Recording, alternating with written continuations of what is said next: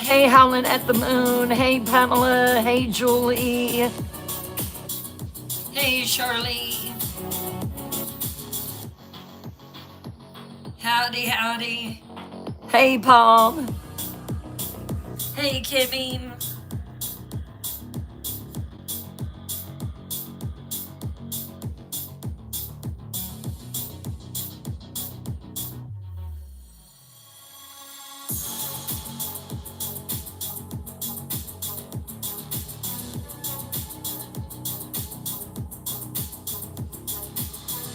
It's Friday night.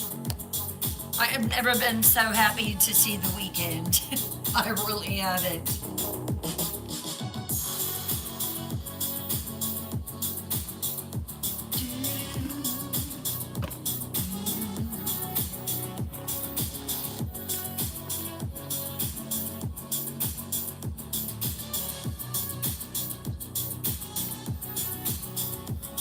Hey, Sandra. Come on in, seekers. Paranormal seekers.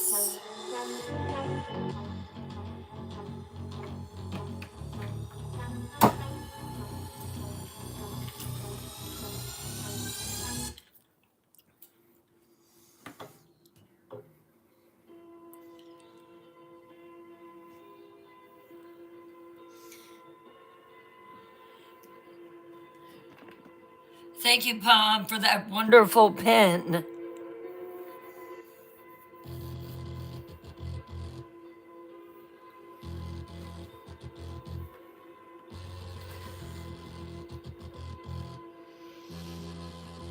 Hey, Kimber. Hey, Diana.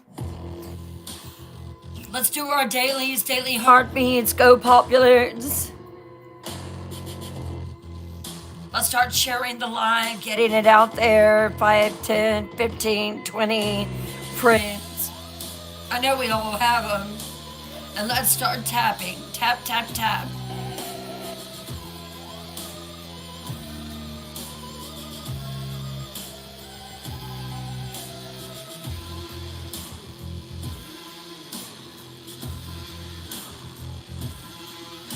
I love that we are getting some followers now who are paranormal lovers. I saw like 5 or 6 of them come in today and follow. And I love that. We have paranormal investigators that are following us now, people that are interested in the paranormal. Who doesn't love the paranormal, right? Who doesn't love it?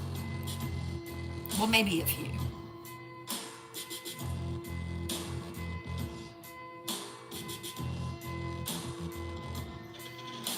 Thank you, Northwest Mohawk, for subscribing to my channel.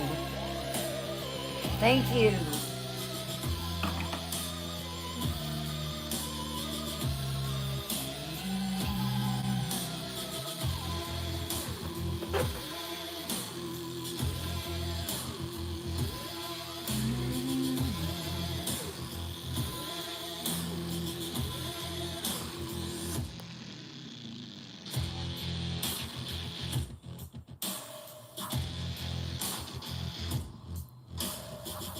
Who's ready for night 3 of the Salem witch trials? Let's start sharing it. Just about everybody knows about the Salem witch trials. And I personally think that this has been one of the most in-depth investigations into the Salem witch trials. Not just saying that because that's our show, but it's absolute fact.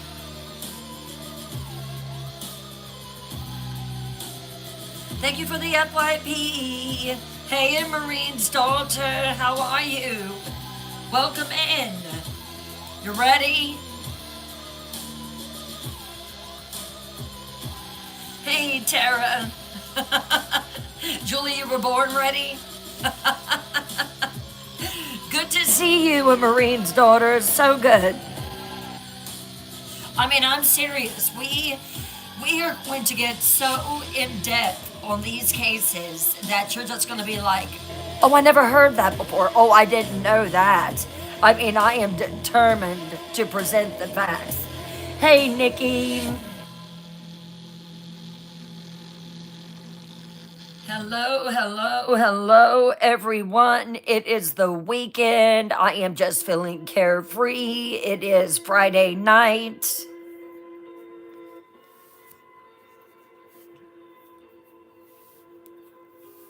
I told Mr. Night Queen, I was like, I love this. I love coming in here, letting my hair down, so to speak, wearing a t shirt and pajama pants. I mean, this is as real as I get. This is it.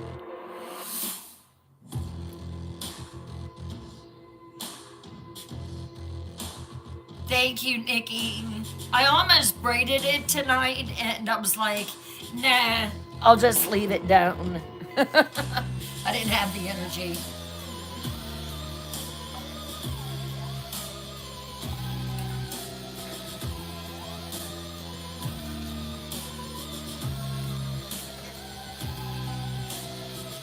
We missed you, a Marine's daughter. We really did. Welcome back in. I love seeing my family come back.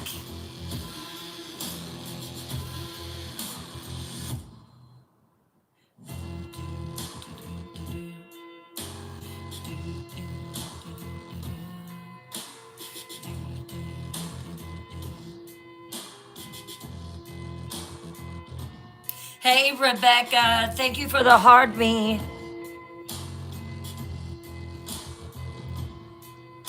First live goal set, so we're good there. I think we're all ready.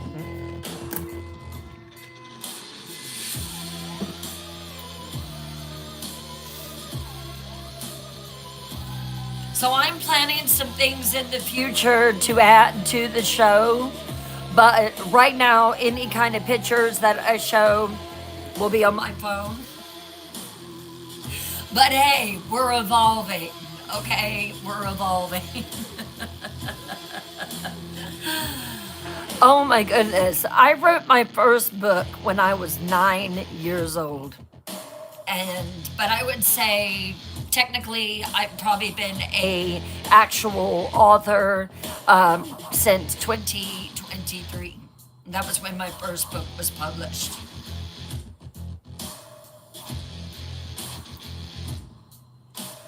Oh, I hope your grandma feels better.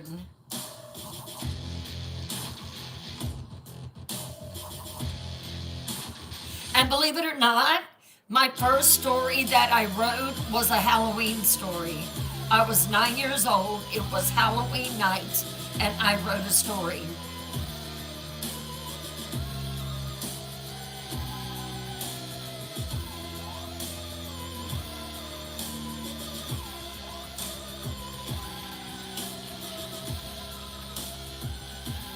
Thank you for sharing the live, Shirley.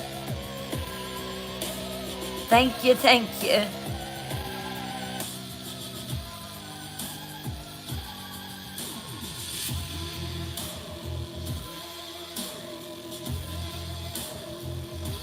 I just always had a love for writing. I've always had a overactive imagination, and I remember I would go in the kitchen and I would tell my mom, um, so I had, I was thinking this and I was thinking this and this happened and this, and she would just look at me and she'd go, and I was famous for hopping up on the kitchen counter while she was cooking or washing dishes, and she'd say, you know what, Bryn?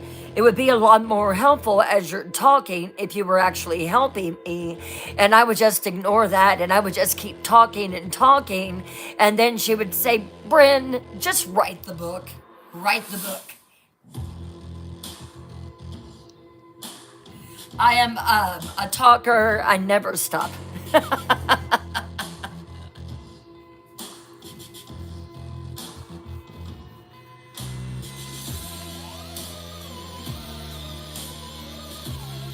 Let's get some more people in here.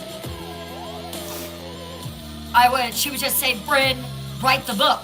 Just write the book. And I'm like, oh, okay.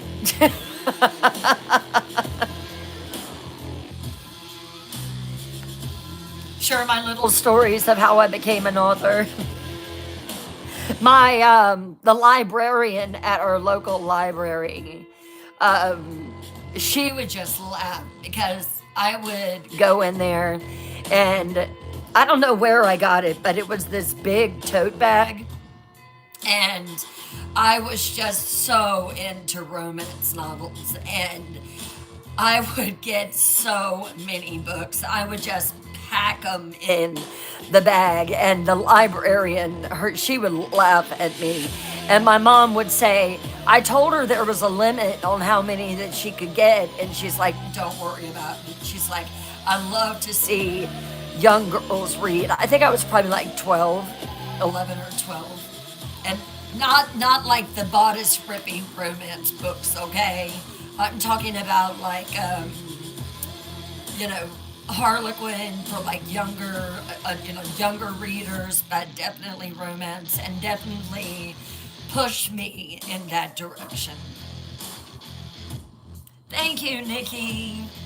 Tara, how are you doing tonight?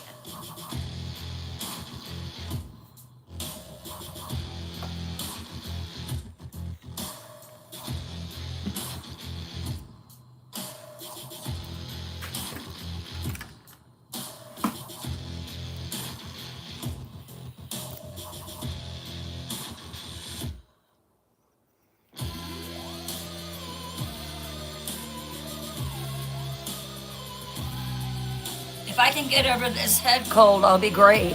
Hey, Kelly.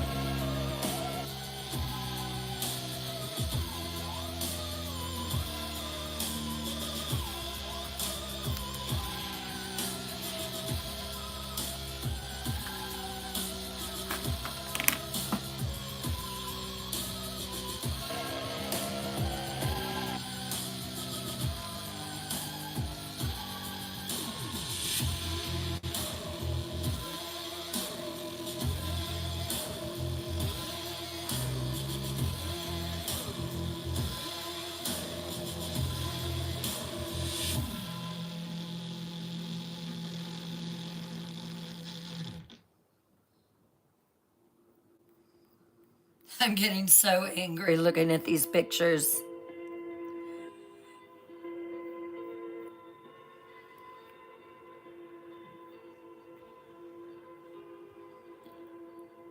It's going to be a good night. We're going to have a lot of fun. It's going to be very interactive, very energetic, very sad. I don't think we ever went wrong with going with the Salem witch trials as our first story. Do you? Hey, Kimberly. How are you? Hello, Sue. Thank you.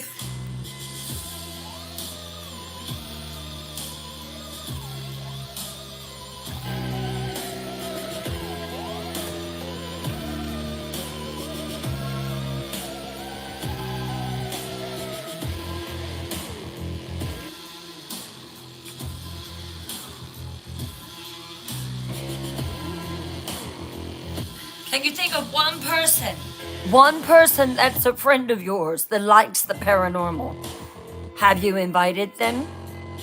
They might actually like it. Hello, Dolores. Thank you for the follow. Dolores, do you like the paranormal?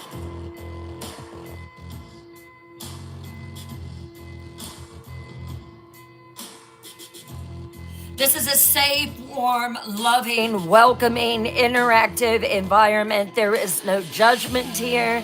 I want you to come in for the next couple of hours and have fun, okay?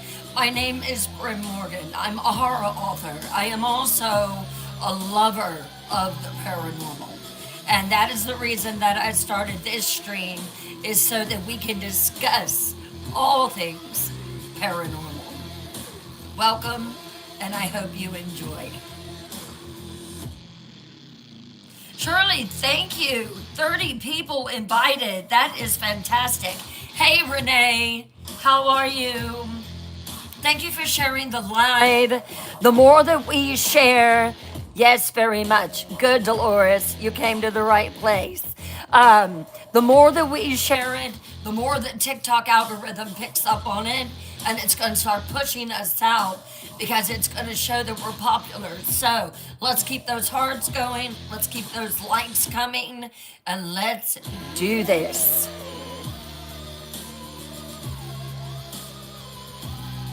Thank you. Hello, Mark. Tonight we are going to be investigating the Salem witch trials. Tonight is the last night, and not by any means is it going to be any softer. In fact, it's going to get harder. Also, if you haven't joined the YA channel, Paranormal Files Live, then you're missing out because I've got night 1 and night 2 up now.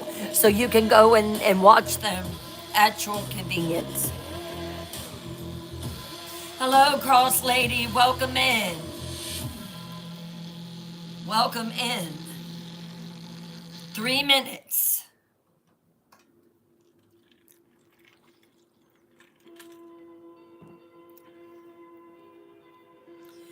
Thank you for sharing. Who's happy that it's Friday? I know I am.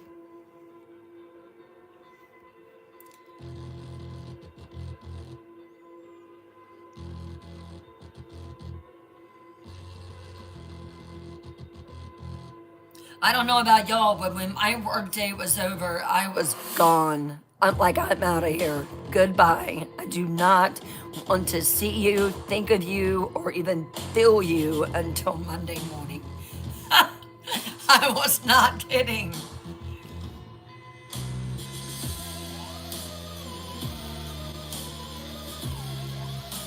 Oh, Shirley.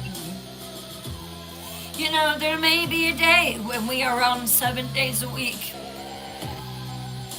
It just depends on how we grow.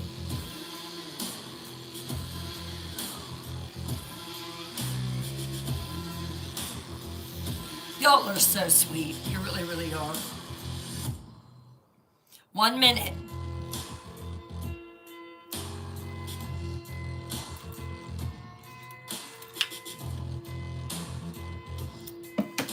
I am a manager at a bank. I will say that it has been better for me, just doing Monday through Friday. I feel like I'm able to breathe a little bit on the weekend. But even then, I'm still working because I'm working on Cherry Hill, I'm working on Crimson Queen. What did you think of Crimson Queen last night? Is there a war brewing?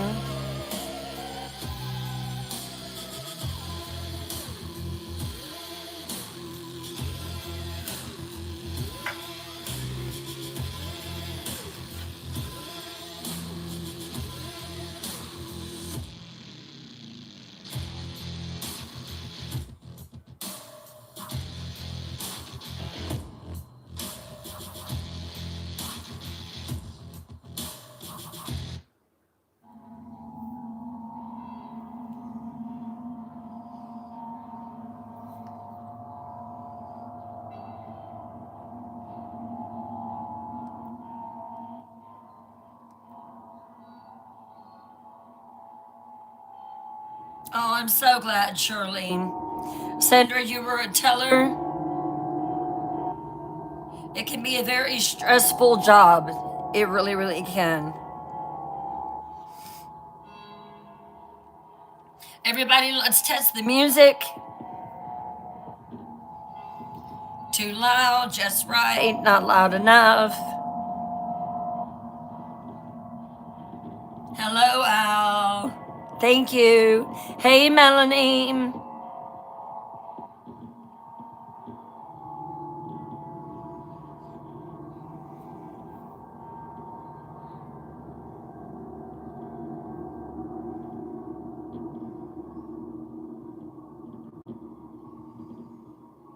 All right, I'm going to go ahead with how it is, and we're going to jump in because we've got a lot of material to make. To hit. It's good. Okay.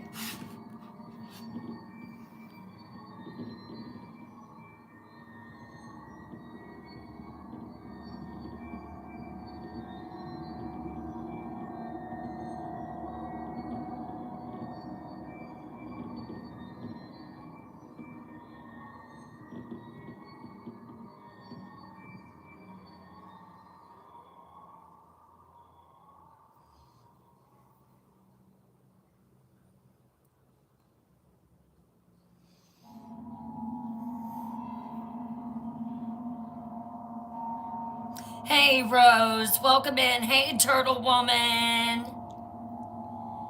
Hello, hello.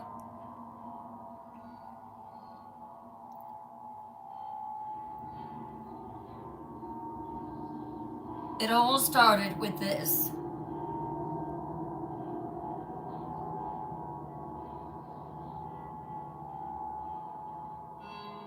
I will show pictures as we go throughout the night.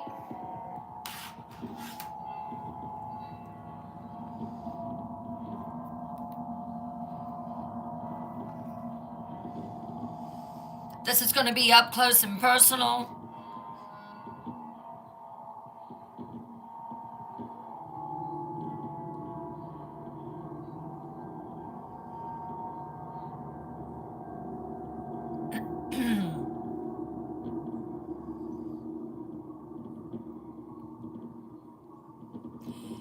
September 1692. The killing season, we'll call this.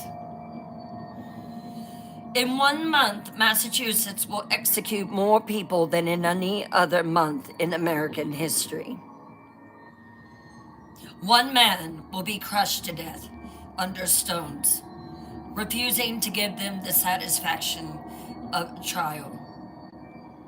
8 people will hang on a single day, the largest mass execution in Salem's nightmare. And through it all, the afflicted girls will continue their performance, pointing at specters only they can see, sending neighbors after neighbor to the gallows. But something is changing. Cracks are forming. Doubts are spreading. Because the accusations have finally gone too far. Welcome back to Paranormal Files Live. I'm Bryn Morgan.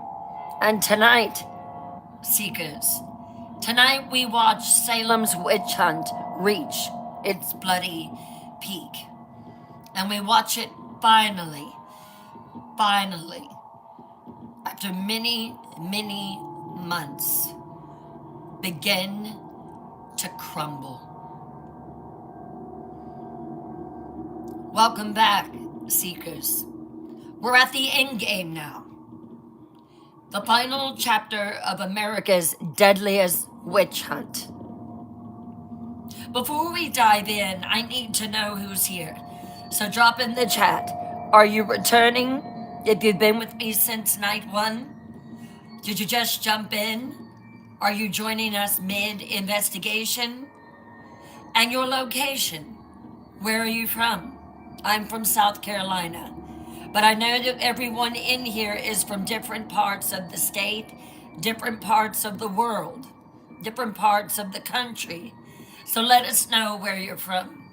Let's get to know one another.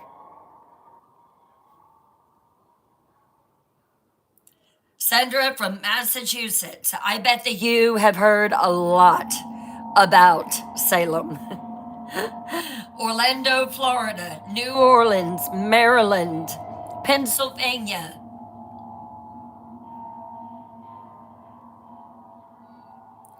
Hello, Positive Talk. Thank you for sharing the live. I love that. Hello there, Andrew. How are you? Come on in, everybody. Pennsylvania, Mississippi, Jamaica, Minnesota, Forever, Michigan. Love it, love it, love it, love it. Orlando, Florida, Maryland. Keep posting those in the comments. It's good to see so many returning faces, and thank you to those who have been here with me from night 1. I truly hope that you're enjoying it as much as I am enjoying telling it. So, and welcome to those who are just joining. Let me catch you up really fast on where we are. Night 1, January through March of 1692. 2 girls started convulsing after fortune telling. Symptoms spread like wildfire, and 3 women were accused. Tituba confesses and says there are 9 witches total in Salem, and that 6 are still hidden. Night 2 was much more in depth. March through July of 1692, accusations explode in Salem. Martha Corey, who was a devoted church member, a beautiful lady, was on her sick bed, was dragged from her house, accused of being a witch. Rebecca Nurse, perhaps I would say one of the most shaking cases to me. This one really shook me up that they would pull a 71-year-old woman, hard of hearing, sick, had helped her community, was a devout church member in the Salem church, a devout Puritan, and sent her to the gallows because of the accusations of these 12-year-old, 9-year-old, 15-year-old, 14-year-old, 17-year-old girls. And dozens more were accused. Court of Oyer and Terminer was established. They accepted spectral evidence. These things were never seen, but they were accepted as evidence. 6 were executed by the end of July, including Bridget Bishop. That one was a tough one for me because she was just a woman that was outspoken, a woman that loved color, a woman that would not conform by their standards. Therefore, she was a witch. She was executed. The first execution took place on June the 10th, and the 5 hangings were on July the 19th. So that's where we left off in summary. And now we're heading into the toughest night of all. So here's a quick emotional check-in before we go deeper into this. After 2 nights of the investigation, how are you feeling? Drop 1 word in the chat.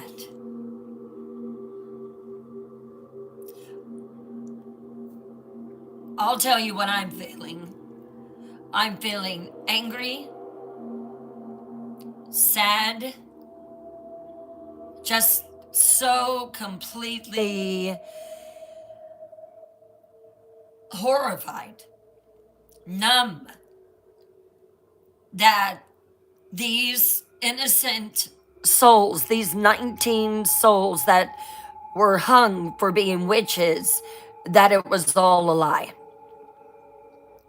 Every bit of it was a lie. The fact that they would imprison a 4-year-old girl, Sarah Good's daughter, and make shackles to fit her wrist is just unbelievable. So I'm seeing a lot of anger, people being horrified. I would be scared to speak out because I have a big mouth. So do I. So do I, a Marine's daughter. And I think that was the hard part for me, was the 4-year-old. And then the way that they treated Rebecca Nurse, making her strip in front of all those men, violating her in front of the court, it was just horrible. I'm telling you now. And I told my husband, hey, Cher, I told my husband, I said, I would have been burned at the stake, or I would have been hung, because I am not someone who conforms. I am me. And if you don't like me, I don't give a flick. I'm not going to conform to your standards, you know. So there's probably quite a few of you that are like that. with me too. This case does that to you, though. It makes you angry and numb and horrified and sad. It does all that.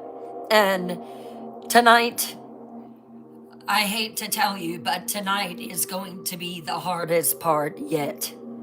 So prepare yourself. By the end of tonight, we will have investigated George Burroughs, the black minister who was accused of leading the witches. The August 19th executions, 5 more deaths, including a former minister. Giles Corey. Now this is another one that really gets to me. When I was doing my research and was studying Giles and Martha Corey, this was just devastating to me. Giles Corey was the 80-year-old man who was pressed to death under stones. And when I describe to you how this was done, you are going to be absolutely horrified. September the 22nd, 8 people hanged in one day. One day, the largest mass execution. We're going to talk about how it finally ended when the accusations went too far and the aftermath, the apologies, the regrets, and the ghost that still haunt Salem. This is the bloodiest month in Salem's history. 19 people will die in the span of 10 weeks. But by the end of tonight, we'll also see hope. We'll see how courage, reason, and one crucial accusation finally broke the spell. Are you ready to finish this investigation? Let me see it in the comments.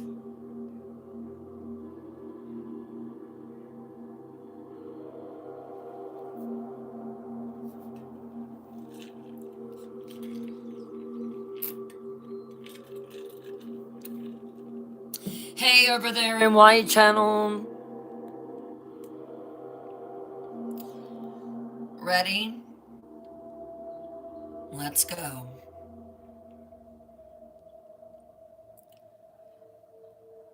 August 1692. Summer heat. The jails are packed with accused witches. And I don't want you to picture a prison cell with little bunk beds and tiny thin mattresses and a little toilet in the corner and a sink.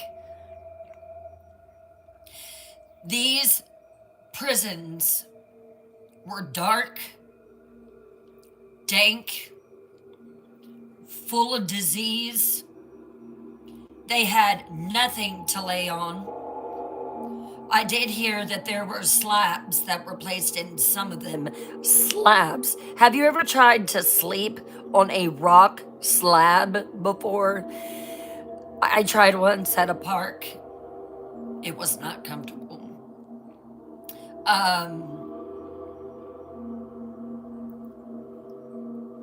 The conditions that they were subjected to, shackled like animals, not being fed properly. Did you know this? Okay, this is very, very interesting.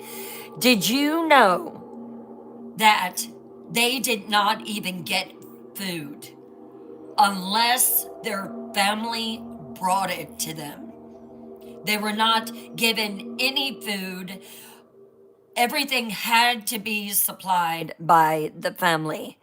And sometimes these families would not even bring them food. So guess what? A lot of these people that were actually accused, they died. They died from malnutrition. They died from neglect. They had no blankets to cover them. And I have never been to Massachusetts myself, but I have heard that the winters there are brutal. And maybe someone can actually testify to that. But when I heard that, that was just absolutely horrific to me.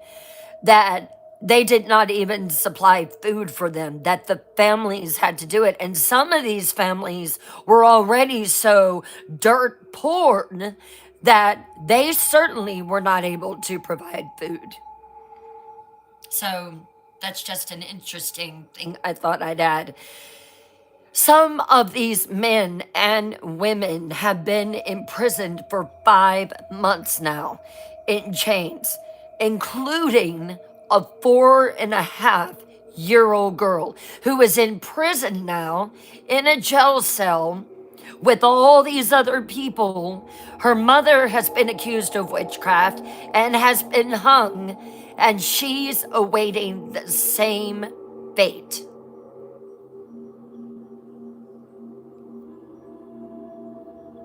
They're in darkness, they're in their own filth. Some of them would sit in their own vomit.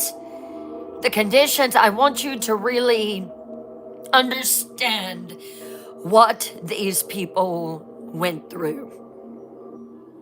There have been some times that I've been studying it and had to just close the book or shut my laptop down because I just could not take it anymore hearing what these people went through. And all because of these girls. I am so infuriated at what they did to these people. Several have died in prison already, and we talked about Sarah Osborne, who died in May, but she's not the only one. So here is another very sobering thing. Some of these women who were accused to be witches, accused of witchcraft, were pregnant. Not just Sarah Good, who was 7.5 months pregnant when she was accused, but other women that were in there. And with the mothers not receiving food, not receiving any kind of sustenance, the babies died. So it wasn't only the women and the men that these girls sent to their death. They have so much murder on their hands. Infants, babies. If that doesn't infuriate you, then your infuriate is broke. Infants born in prison to pregnant accused witches die within days. Elderly prisoners succumb to illness and neglect. The trials continue at a brutal pace. By early August, 6 more people have been tried and convicted of witchcraft. John Proctor. Now, he was the farmer who publicly called the girls liars. We spoke about that briefly on night 2. Then you have George Burroughs. This one is going to blow your mind. He was a former Salem village minister, accused of being the witches' leader. We'll get more into that in a minute. John Willard, a constable who refused to arrest more accused witches. He refused. He said, I'm not doing it anymore. So, okay, then you're a witch. George Jacobs Sr., an elderly man whose own granddaughter accused him. Martha Carrier, she was called Queen of Hell by Cotton Mather. Cotton Mather was the young minister. He was about 26 years old, and he was zealous and wanted to send everyone to hell. And then you have Reverend George Burroughs. Again, yes, he was a minister as well. So they were burning ministers. And they were all sentenced to hang on August the 19th. But one case stands out above all others. The case that shows just how insane that this has become. George Burroughs. Let me tell you about George Burroughs, okay? Because his case is crucial to understanding how this witch hunt worked. So, George Burroughs was approximately 42 years old. His occupation was he was a minister, a Puritan pastor, and had indeed had a previous position as the Salem minister before Samuel Parris. That is correct. And he was the Salem village minister from 1680 to 1683. His current residence was in Maine. He wasn't even living in Massachusetts. He was living in Maine, Wells, Maine. He moved there after leaving Salem. His reputation was complicated. He was respected by some, disliked by others. Okay? And here's the thing. George Burroughs was Salem Village's minister before Samuel Parris. He left in 1683 after disputes with the villagers for salary, just like what Samuel Parris was dealing with. Sound familiar? The same issues that plagued Parris plagued Burroughs. So, some Salem families loved him. Others, particularly the Putnam family, hated him. I'm going to give you one guess. Who accused him of witchcraft? Let me see in the comments. If you don't know, say I don't know, but I'm sure that a lot of you will. If you have really listened to this story, you're going to know who accused him.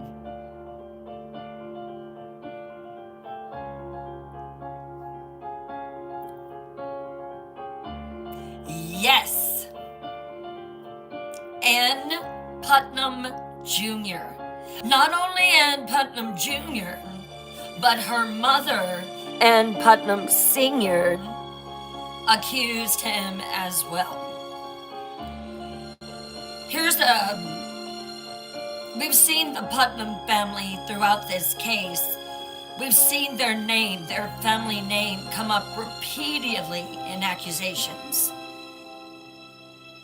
Do you think that this is because, and I'm going to do a quick poll, A, genuine belief, they think these people really are witches. B, settling scores, using witch trials to destroy their enemies. C, did the Putnam family suffer from mental illness? The Putnams have some kind of psychological issue, perhaps? And D, a combination of factors. I think, personally, that it was a little bit of both. I think it was all three. I think that maybe they really did believe that they were No, I'm going to take that away. They knew they were witches.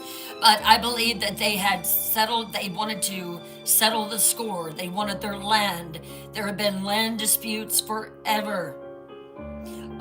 They were nutcases, I believe. I believe that Ann Putnam Jr. and Ann Putnam Sr., I think mother and daughter were exactly the same. I think they had a mental condition. Let's see what you think. B. Settling scores. Everybody pretty much said B. Yeah. Pamela said D. Hey, Rhonda. They were very mean, very cruel people. So B and C, I would say. Yeah. B, mostly to settle scores. It was the perfect time. Right, Palm. Right. So most of you are saying B and C or B and D. Some of you said B. Settling scores or a combination of all of it. Smart reading of the evidence. Okay. The Putnam family had feuds with almost everyone that they accused. Land disputes, money disputes, social disputes. They didn't even want to cut wood for the ministers. And so the ministers and their families were freezing. And George Burroughs, he was bold. He would go on and say, listen, I am preaching every Sunday. I'm praying for your souls, and you won't even bring me wood. And Samuel Parris, he was the same way.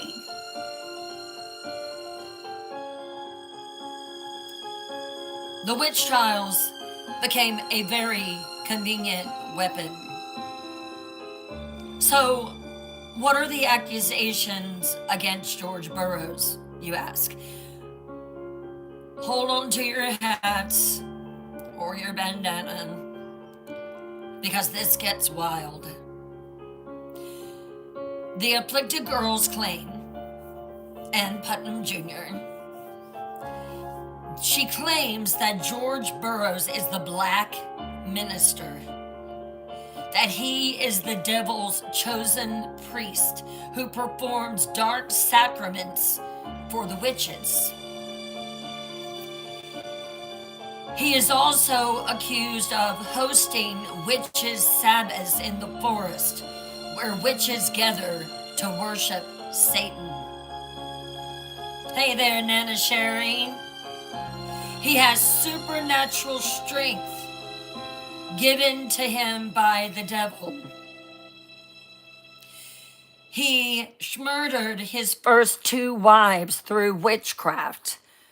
Both died young. He is then accused of his specter appearing to the girls and tries to force them to sign the devil's book. But here's where it gets really specific. And this is so important. At George Burroughs' trial, and remember, he was living in Maine, they told him that he had to come to Massachusetts, to Salem, because he was being accused of witchcraft. They told him that he had to come forward because there were witnesses with evidence of his supernatural powers. Hey, Carrie McAllister.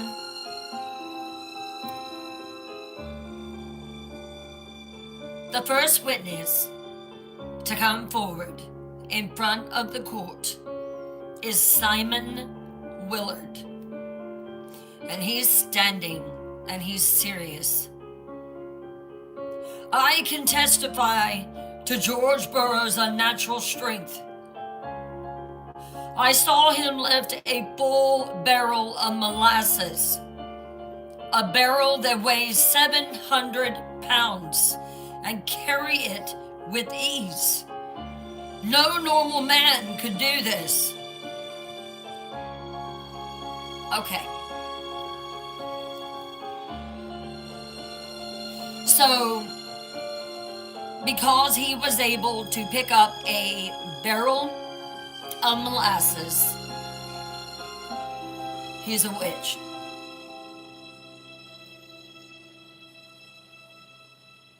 This was his response. George Burroughs defended himself. He was calm and he was reasonable. I am a strong man.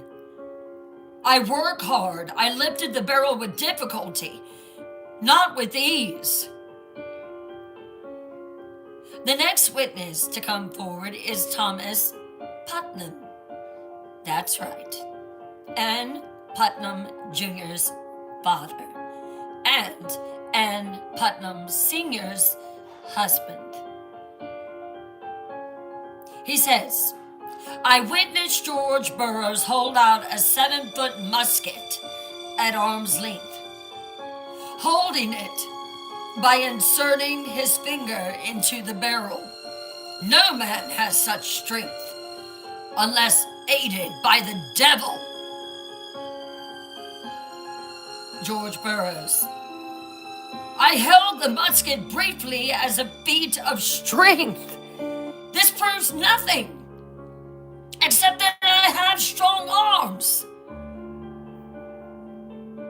Let's pause here, seekers.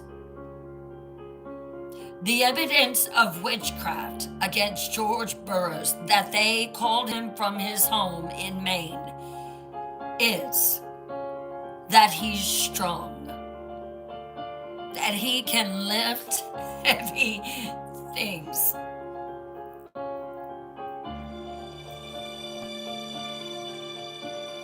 Here is a modern parallel question for you. What do we do today when someone has unusual abilities or talents? Do we assume supernatural causes? Drop some examples in the chat. When do people today attribute normal variations in human ability to something mysterious or suspicious?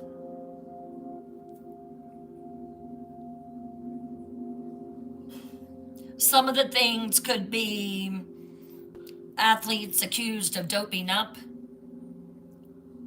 savants assumed to be faking, people with unusual skills called too good to be true. I don't know why that he came back, Shirley. I really do not, unless he wanted to protect his good name. After all, he was a minister. I know many ministers that have been accused of things and shamed of things, and he probably wanted to protect his good name. I would think that would be it. We still do this. We struggle to accept that humans have varying abilities, so we create explanations. And in 1692, exceptional strength equaled devil's power. Today, exceptional anything equals must be cheating somehow. I had someone that sent me a message. This was back when I first started storytelling, and everything on Twisted Tales Live. Someone sent me a message and said that I was full of the devil to tell those stories, and that was why people came into my live, because I was calling them in through devil worship. It had nothing to do with, potential talent. It was all the devil's work. And what did I do? I didn't even respond. I didn't feel like it even deserved an answer. But the most damning evidence isn't about strength. It's about his wives. So a witness came forward, but they would not say their name. In fact, they, stayed hidden, but they told the magistrate and the judges what they had seen. So one of them said, George Burroughs has been married 3 times. His first wife died suddenly. His second wife died suddenly. This is not coincidence. This is schmurder through witchcraft. George Burroughs has pain in his voice as he looks at the magistrates and looks at the judge and looks at everyone assembled and says, "My wives died of illness. Disease takes many women young in childbirth. And after, I loved both of my wives. I mourn them still." The prosecutor, "Yet, you remarried quickly after each death. Suspiciously quickly." George Burroughs, "I had children to care for. A minister needs a wife to run his household. This is necessity. This is not guilt." Historical context. In 1692, the expectancy was short. Life expectancy was short for women that frequently died in childbirth or from disease. Widowers with children, they often remarried within months out of necessity because some of them were farming, some of them had to take care of their land. So, who was going to take care of the children? They needed someone to care for the children and the household while they were out trying to make a living for their family. Here's a question for you, seekers. Are we seeing grief and normal life patterns being criminalized here? Drop a yes or a no in the chat. I will wait for your answer.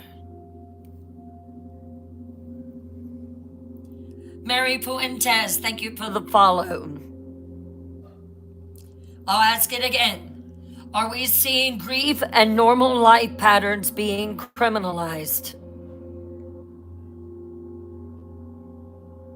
Oh yeah, we are. As I knew that most of you would say yes. Absolutely. George Burroughs is being accused of witchcraft for being unlucky in love and strong enough to do farm work. But the spectral evidence is what seals his fate. The afflicted girls take the stand. By now, these girls, all of them, are polished performers. Okay, they know what to do. They know how to act on cue. They know exactly what to do.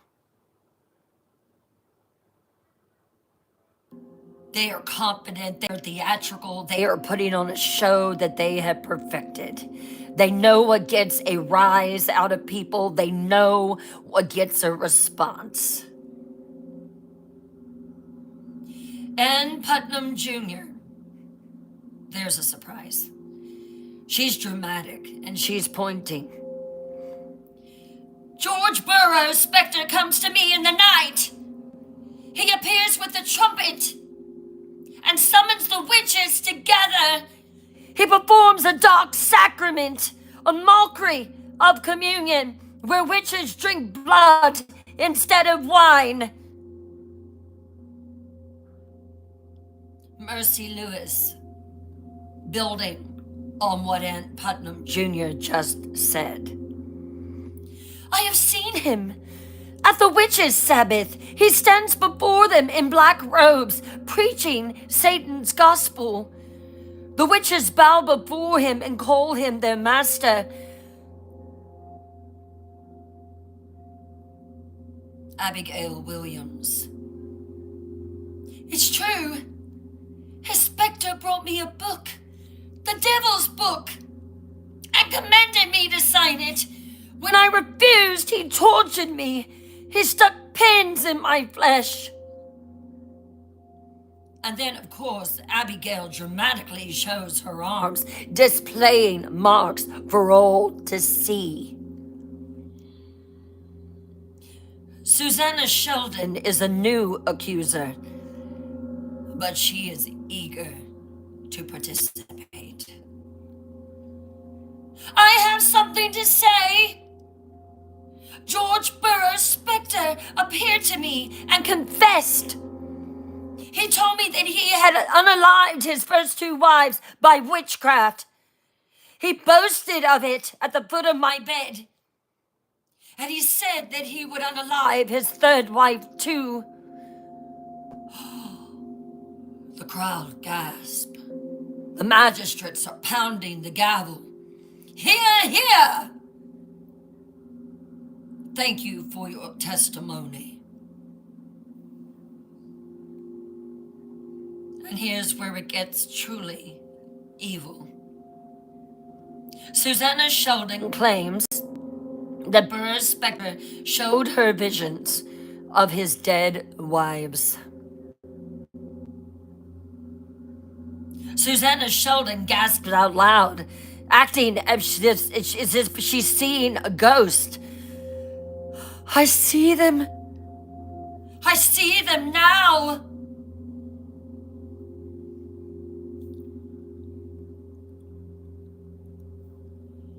I see his wives. They're standing right behind him. Their ghosts appear. Before us, they show me their wounds. They point at George Burroughs and cry out for justice. They say that he murdered them. The crowd gasped again. Dead wives? Ghost?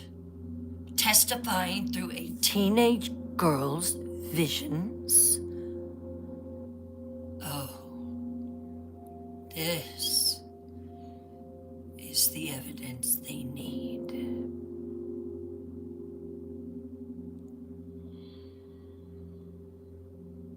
Yes, this is the evidence. George Burroughs is convicted of witchcraft. Let's break down what just happened. The evidence against George Burroughs includes, number one, he's a witch because he's physically strong. I'm sorry, but that is not a crime. Two of his wives died of illnesses. That was witchcraft. That is not a crime. Teenage girls claim his invisible specter does evil things to him. Completely unverifiable. One girl claims to see his dead wives accusing him in the courtroom. Completely unverifiable. On what planet is this enough evidence to execute someone? Please tell me that. Drop your frustration level right now between a 1 and a 10.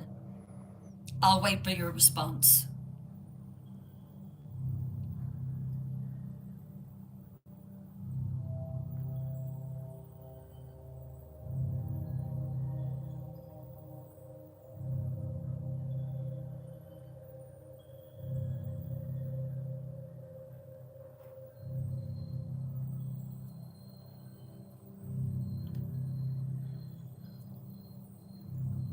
I'm sorry to hear that, Rhonda. 10, 10, 10, 10, 10, 100, 1,000, 10, 10, 10. I fully expected that. Yeah. So basically, this is judicial schmurder. There's no other word for it. The man didn't even have a chance. I mean, to be honest with you. And George Burroughs, he knows it. But he's about to do something absolutely remarkable.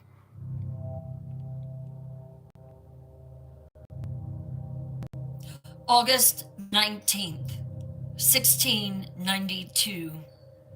5 people are led to Gallows Hill. George Burroughs, the accused black minister. John Proctor, the man who called the girls liars, just a farmer who voiced his opinion. John Willard, a constable who refused to arrest more people because he knew that they were full of shit. George Jacobs Sr., an elderly man accused by his own granddaughter of witchcraft. What did he do to upset her, I wonder? Martha Carrier, called the Queen of Hell by Cotton Mather. 5 nooses, 5 carts, hundreds of spectators. And as I said on night 2, when these people were loaded up on these carts, and you have to realize they were not healthy. Some of them had been incarcerated in prison for over 5 months. They were starved, they were malnutritioned, they were sick, they were frail, they stank to high heaven. Some of them had not had food. The conditions of these people was just terrible. I'm trying to think of the word that I want to use. Horrific. And while they were loaded up on these carts, shackled, and the carts went to Gallows Hill, things were thrown at them, rocks by children, pebbles, hard fruit, wood, whatever people could find to pick up and throw at these people. That is what they faced on their way to their death. But this execution is going to be different because George Burroughs is about to shake the community's faith in these trials. George Burroughs is led up the hill along with the 42 others, the 4 others. He is 42 years old. He's young. He's a minister. He's a father. He's about to be executed as the devil's priest. The 5 condemned are lined up. Nooses are prepared. But before they can be hanged, George Burroughs has to speak.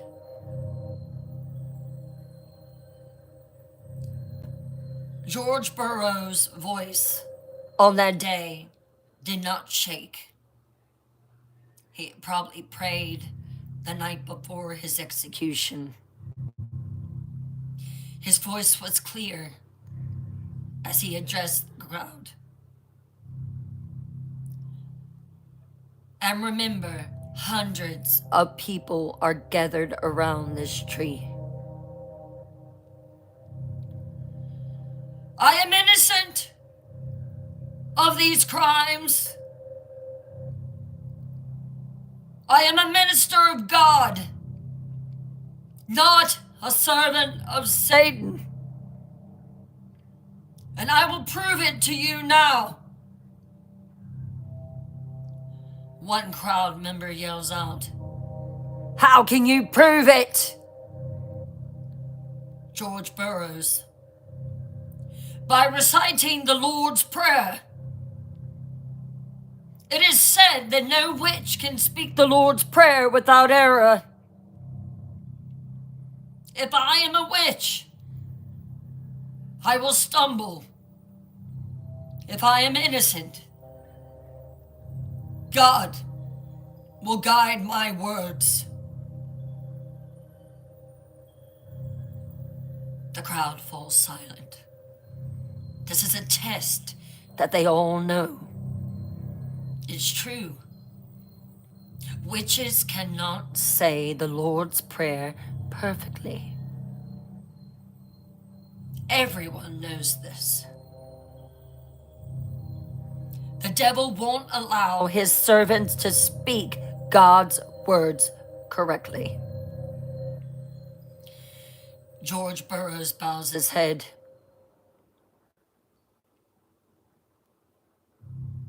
And it is hot, stifling. The crowd falls silent. And then he begins.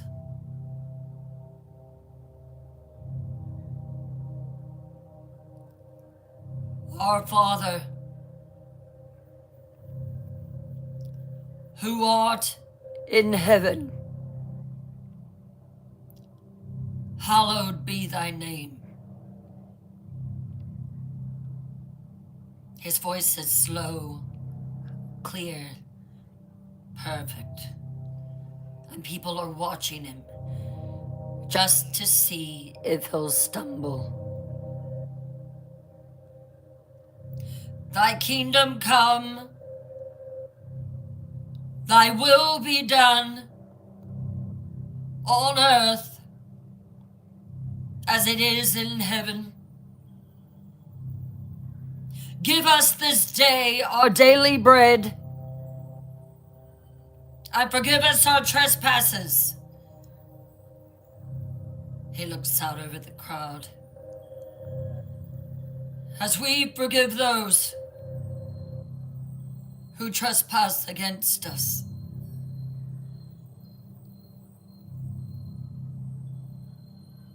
And lead us not into temptation,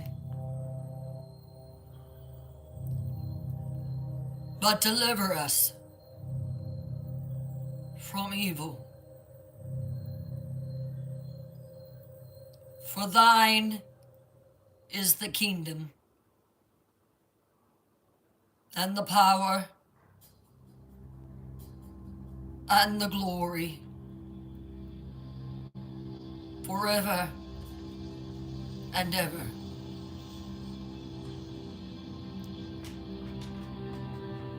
Amen.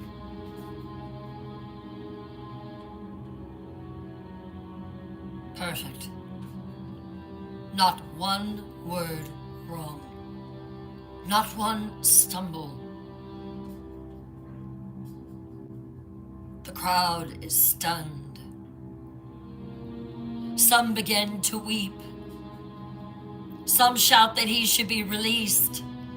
Some cry out that they made a terrible mistake. Release him! Release him! He's not a witch!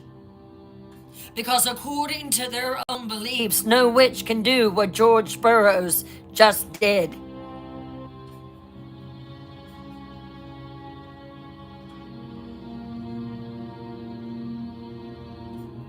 No witch can cite the Lord's Prayer. The execution is about to be stopped. The crowd is turning. People are demanding his release. And then Colton Mather speaks. Hey, Amy. Colton Mather, age 29, Boston's most influential minister, Harvard graduate, author, a man who truly believes in the reality of witches. He's been watching from horseback this entire time. And now, as the crowd begins to waver, he rides forward. Good people of Massachusetts, do not be deceived. The crowd is murmuring and confused. A woman hollers out, "But he spoke the Lord's Prayer! No witch can do that!" That's right, no witch can do that. No witch can do that. Cotton Mather continues. The devil is cunning. The devil is the father of lies. He can appear as an angel of light. He can give his servants the ability to speak holy words, to deceive the righteous. Do not be so easily turned.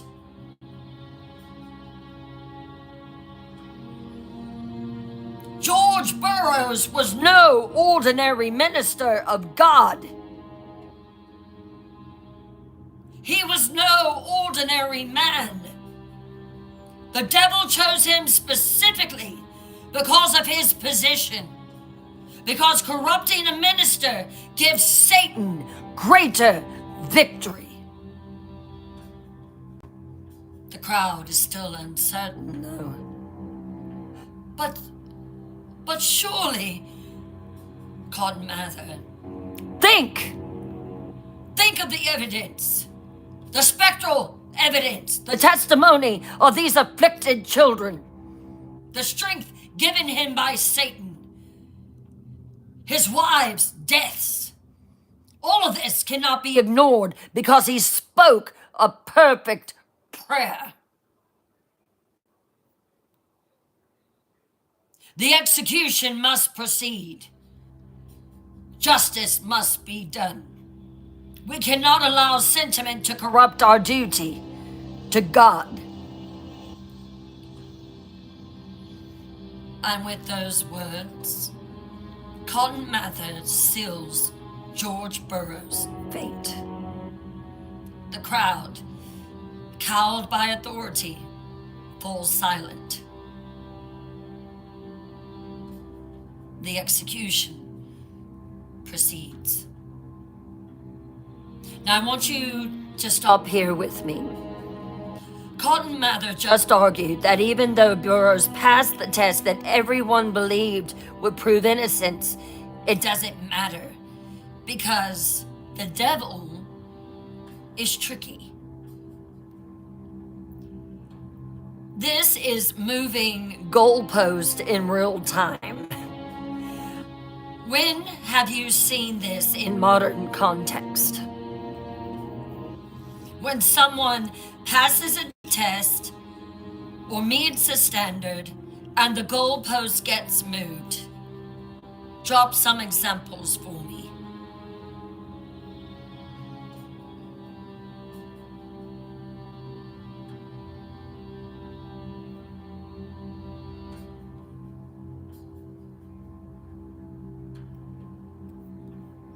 So, some things could be politics, workplace scenarios, lie detector test, absolutely. Relationship dynamics, just different things that could be done. Hello, Brenda Krug, how are you? Gossip, absolutely. Hey, Amy.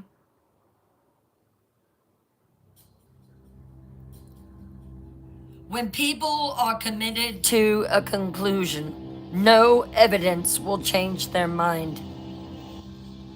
They'll just redefine what counts as evidence.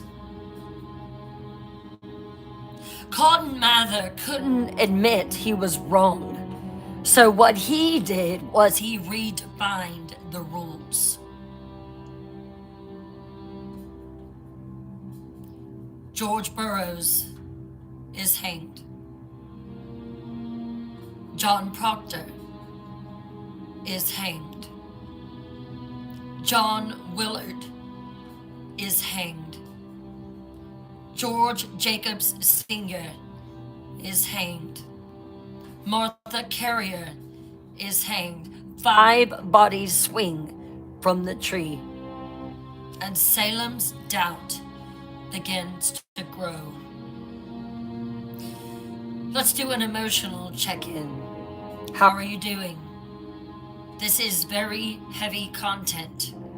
Drop a word describing your state right now.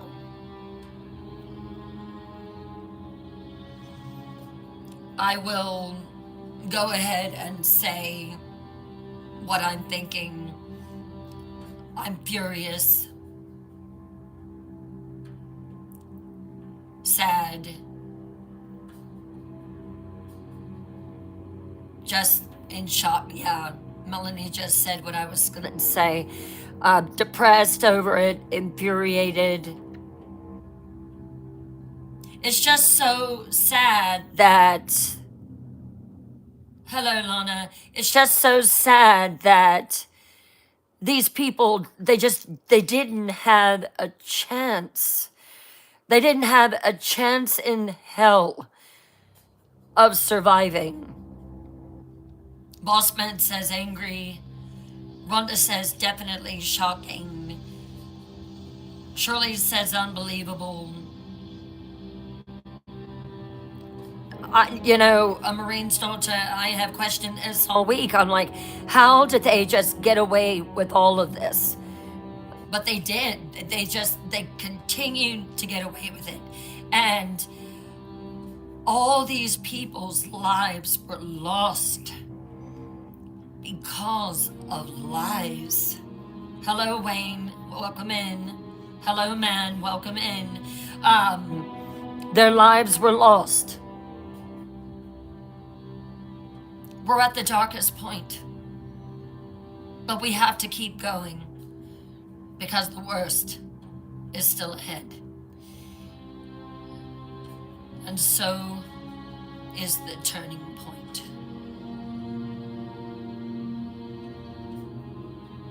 We're going to stop there, take a 10-minute intermission, gave us a little bit of a break. And when we come back, we will continue tonight's night 3, case number 1 on Paranormal Files Live, the Salem Witch Trials.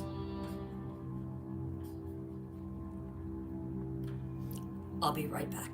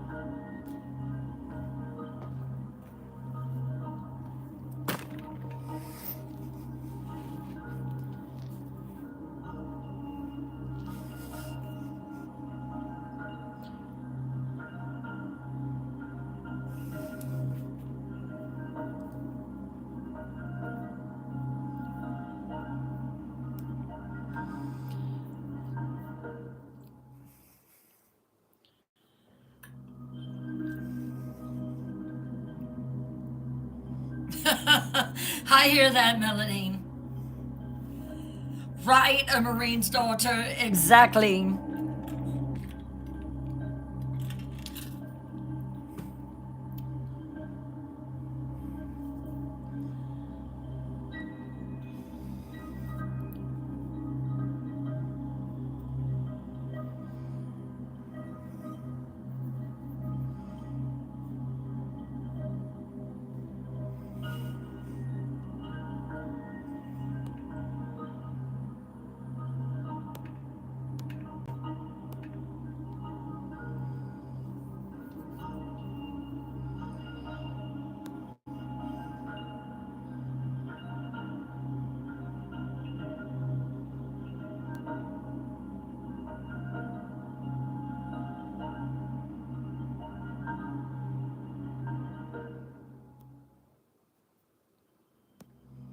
Hello over there in White Channel. How are you?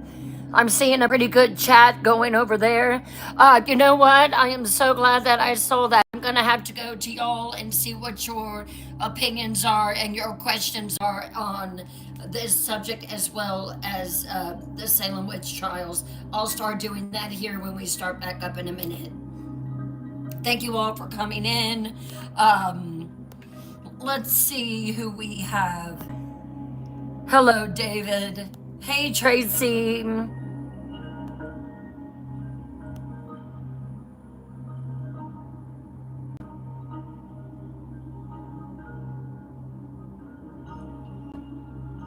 Aw, what a sweetheart.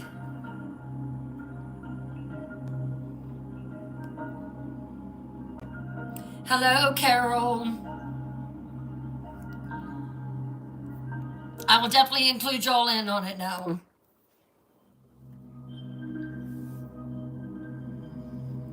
I know me. I've said that before. I've been like, oh, I would have been burned. I would have been burned at the stake.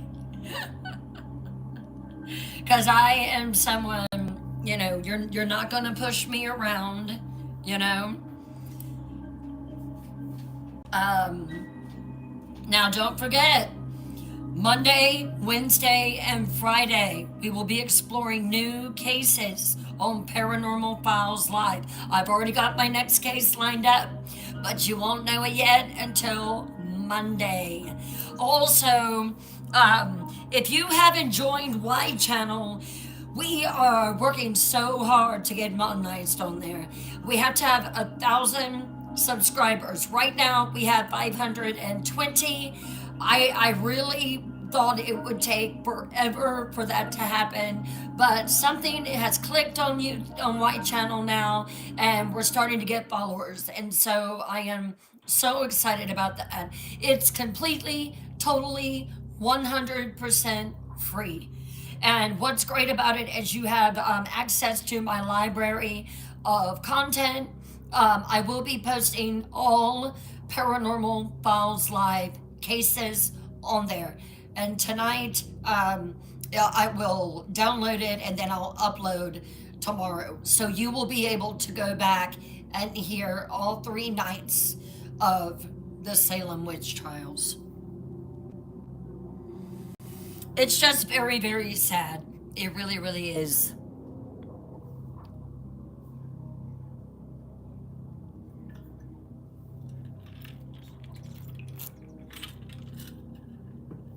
So sad. The thing is, I thought that I had heard everything about this. I thought I knew it all. And as I really began to dig in and do my research, I was like, Bryn, you really don't know. You don't know all of it. And so that is the reason that I really wanted to do this case and really wanted to, talk about it with y'all as well.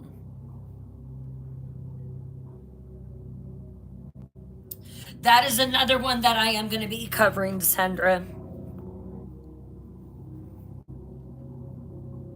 Yep, I'm going to be covering that one as well. And if y'all have an idea of a case that you would like to dive into with your fellow seekers of the paranormal, I would love to hear it.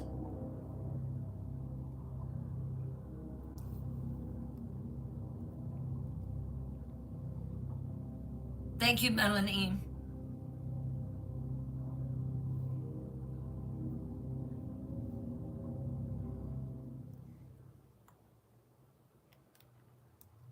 Was someone telling me that Giles Corey is known to haunt um, Salem? I thought I saw someone put that in the chat the other night. Okay, okay, I thought so. I thought I saw that.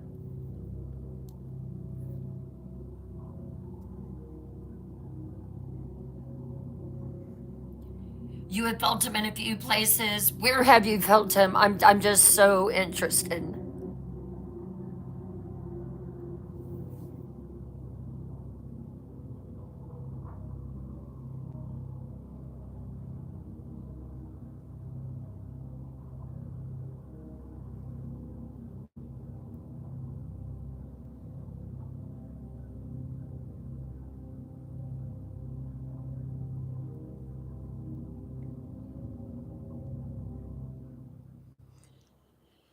X, you are missed tonight. I don't know if you're listening or if you're driving, but you are definitely missed.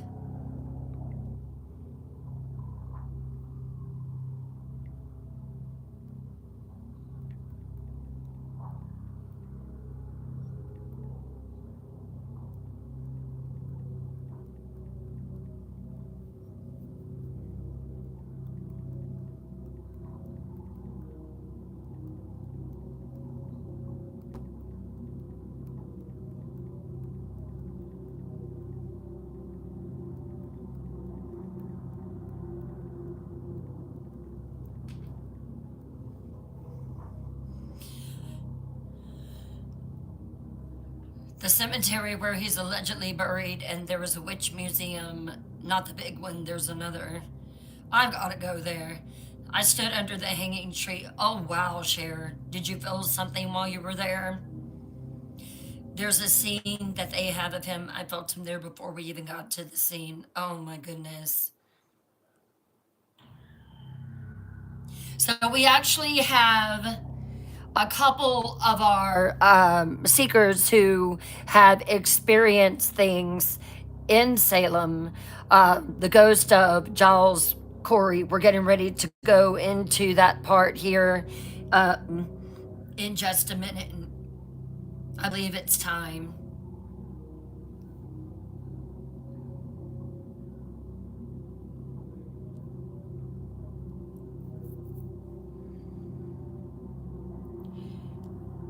Welcome back to Paranormal Files Live. I'm Bryn Morgan, and tonight we are ending our first case file, the Salem Witch Trials. Now we are going to get to another very tough part of this story. This is legendary, tragic, and darkly heroic.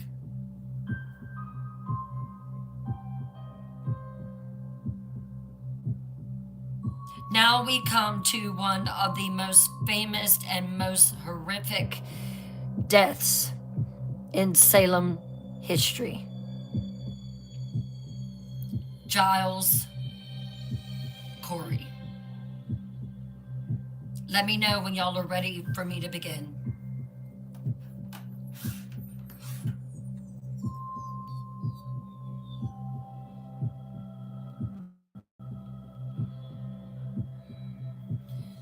So let me just go through quickly and just show some actual photos here. So this is when Abigail and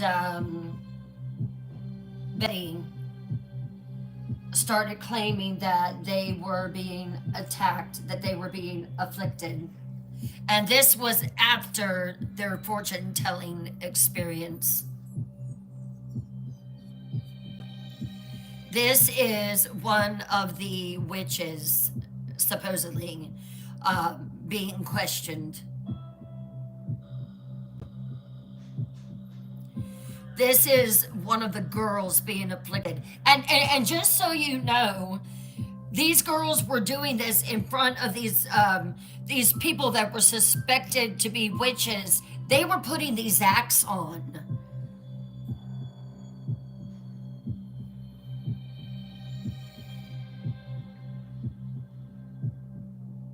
This is one of the young girls who is being questioned.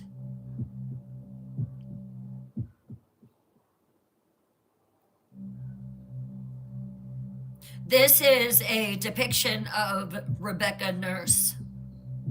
This is the woman who was greatly loved in the community, who was a devout Puritan woman who would give the dress off her body if you were freezing and cold, would let people come in and sleep on her floor in front of the fire. She was a good Christian woman.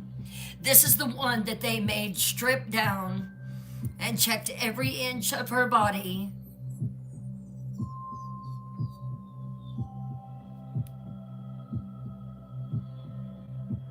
This is in front of the court. These girls and how they were acting, saying that they were being attacked by witches.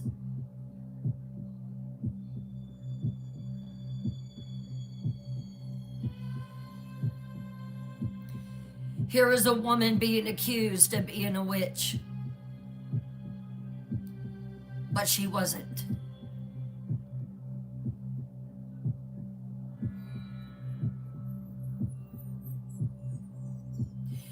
This is Martha Corey.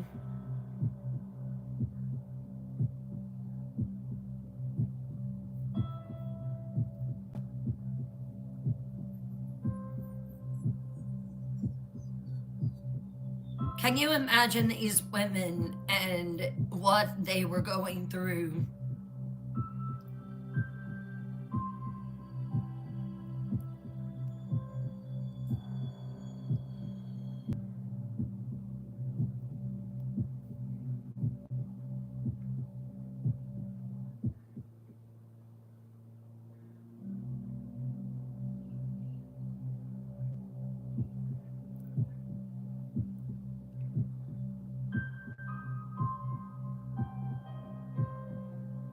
Knowing that they were going to die.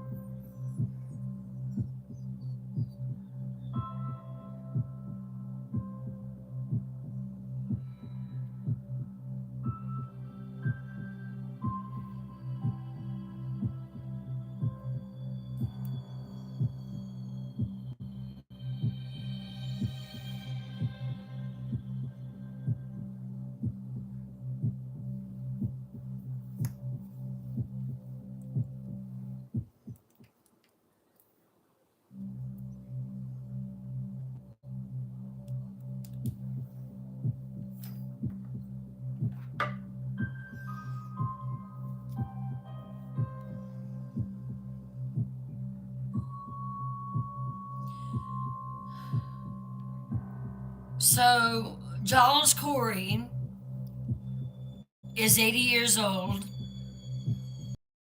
Wife was Martha Corey, who was accused and is currently awaiting execution.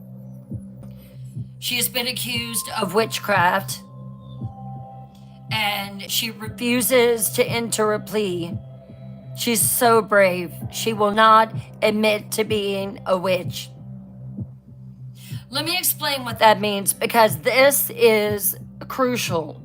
So, in English common law, which Massachusetts follows to a T, if you're accused of a crime, you must enter a plea, guilty or not guilty.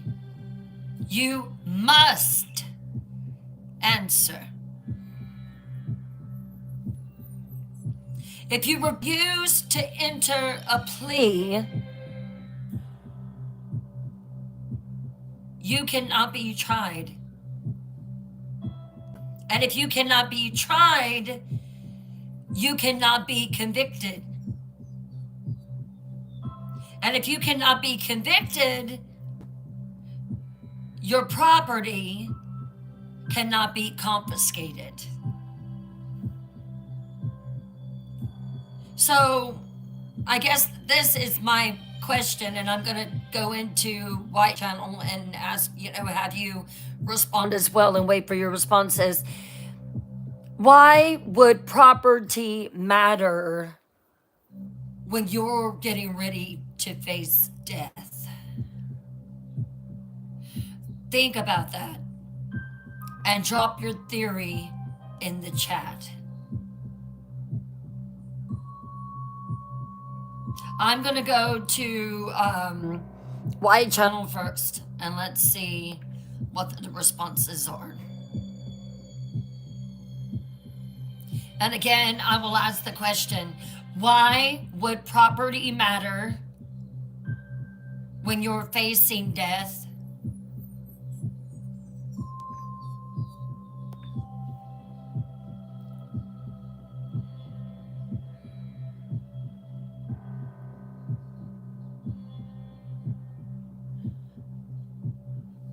All right, let me go back over here because I don't see any responses. Family, for your children, family members, family, because most of this was over property because they wanted family, food, farming, property is money, good land is wanted. It's important for those you are leaving behind. It usually passed down. Right, exactly.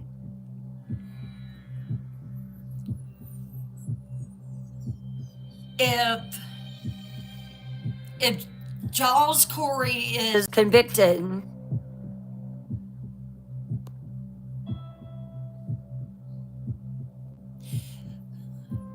Kimmy, let me know if you see any any replies to that question, and I will go in and take a look at them.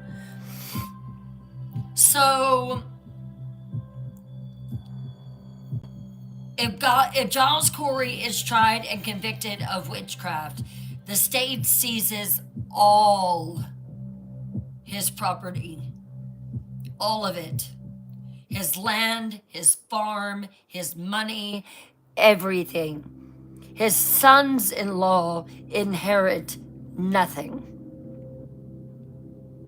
But if he dies without being convicted, his property passes to his heirs legally. And when you really understand what this man did, it is so heroic. And you're going to understand why that he did it. The state can't touch it.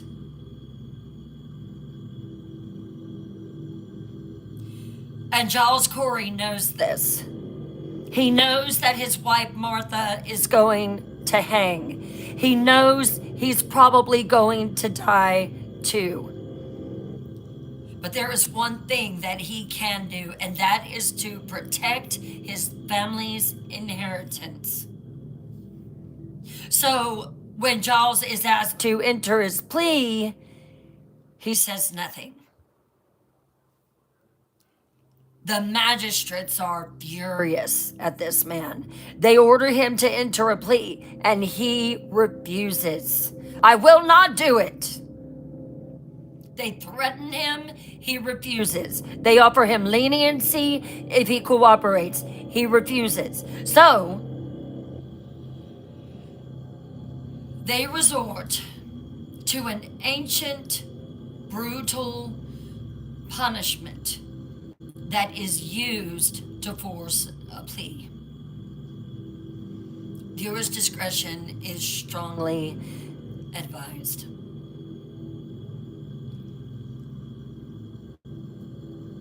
They call it the peine forte et dure,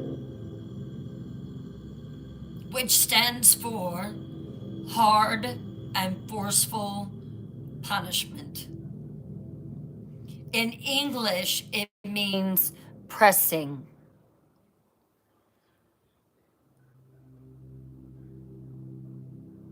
This is going to be graphic, but it is historical.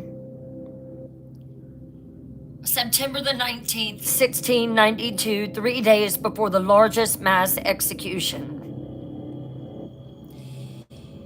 Giles Corey is taken to an open field.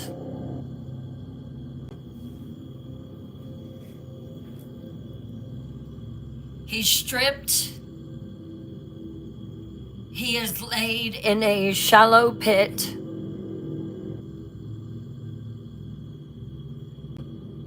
A wooden board is placed on his chest.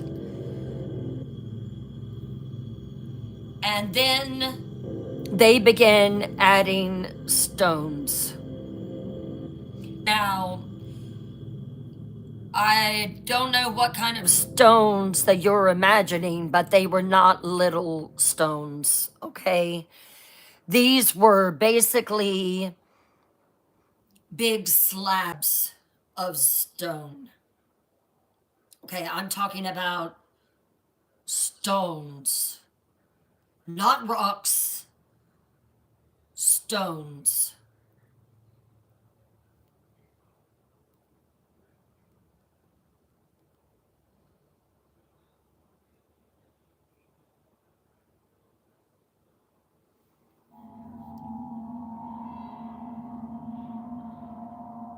The process of pressing is designed to extract a plea. Boulders, thank you. Boulders, okay? The weight increases gradually. At first, it's just uncomfortable, but then it's painful, and then it's excruciating. And the victim is supposed to cry out, supposed to beg for mercy, to agree to enter a plea just to make it stop. But Giles Corey is 80 years old. He's lived a long, rich, full life. He's already lost his wife to this madness. He has nothing left to lose except his dignity and his family's future. So he endures. He will not cry out. He will not put in a plea. So more stones are added. And his ribs begin to crack. His breathing becomes labored. Blood vessels in his eyes burst. His tongue protrudes from the pressure. Sheriff George Corwin, who supervises the pressing, uses his walking stick to push Corey's tongue back into his mouth. And still, Giles Corey will not enter a plea. So the magistrate is standing over him, and this man is literally being pressed to death. And he says, Giles Corey, will you enter your plea? Will you answer the charges against you? Giles Corey is gasping and barely able to speak. And guess what he says? When I heard this, I got like the biggest cold chills like ever. He said, more wait. The magistrate looks down and says, what? What did you say? Giles Corey comes back louder, more defiant even now, and says, more wait. More wait. Not stop, not I'll plead, not mercy. More wait. Give me more. Do your worst.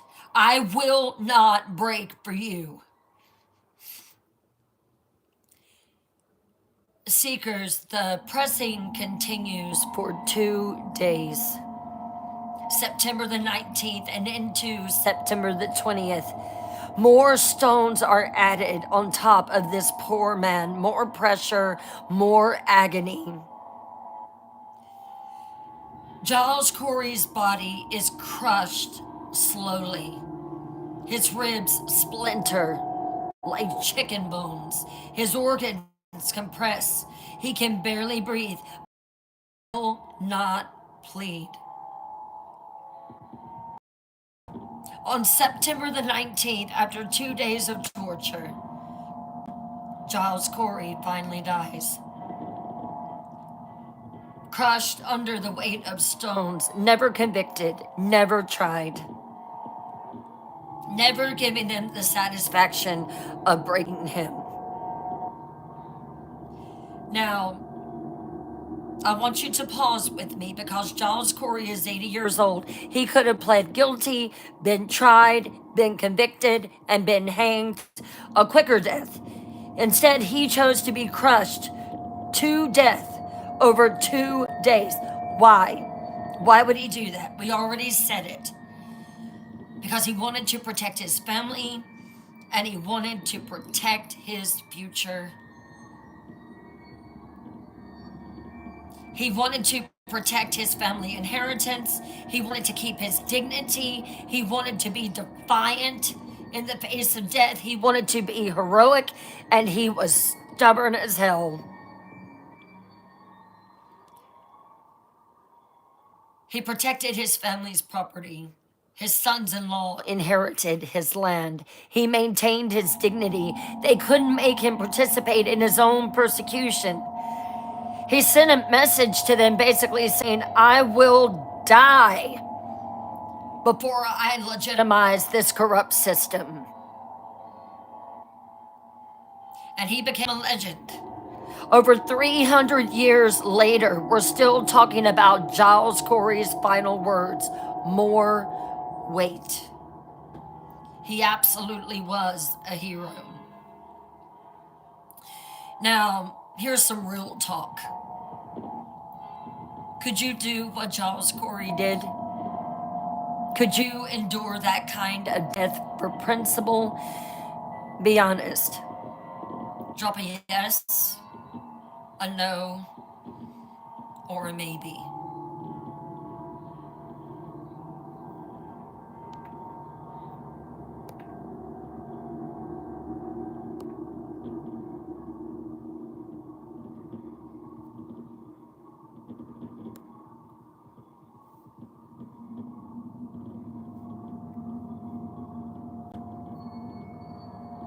Yes, he was a legend and a hero. Kelly says for kids, yes. Cindy's mama says maybe, maybe. Yes, to protect my family. I would hope I could, but I don't. Thank you for that honest response. I would say maybe, I would certainly hope to God that I would. I hear you, Shirley. I would say a maybe. Uh, most of you are saying yes or maybe, and that's honest. Okay. And most of us couldn't. What this guy did, that's what makes Giles Corey's death so remarkable, is it's almost superhuman in defiance. Would you agree? But here's what his death actually accomplished. It created more doubt. People witnessed this 80-year-old man being tortured to death, and they began to ask, what are we doing? What have we become here? We are unaliving our elderly. We are killing our women, our men. What are we doing here?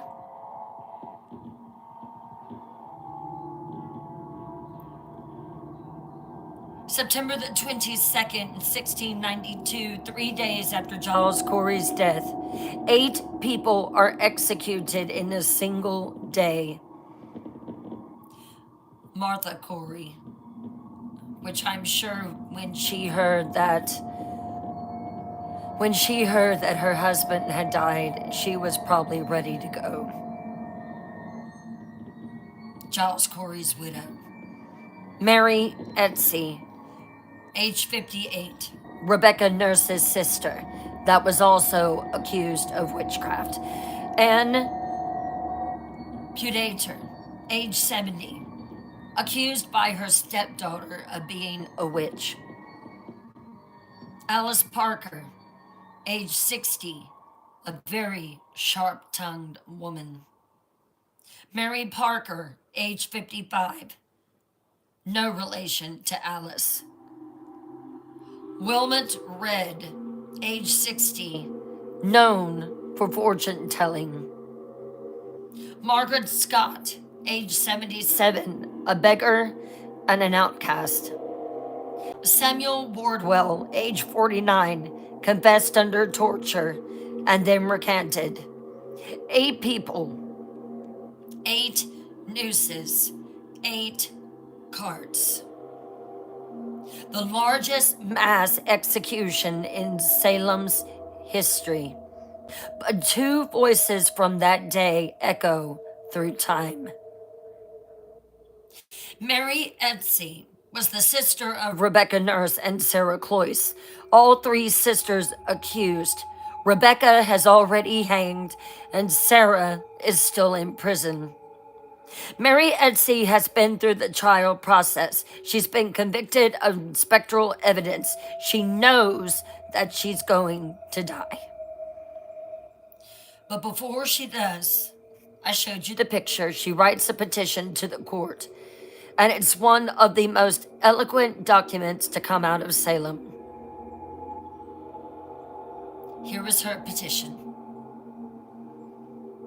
The humble petition of Mary Etsy unto His Excellency the Governor and the Honorable Court.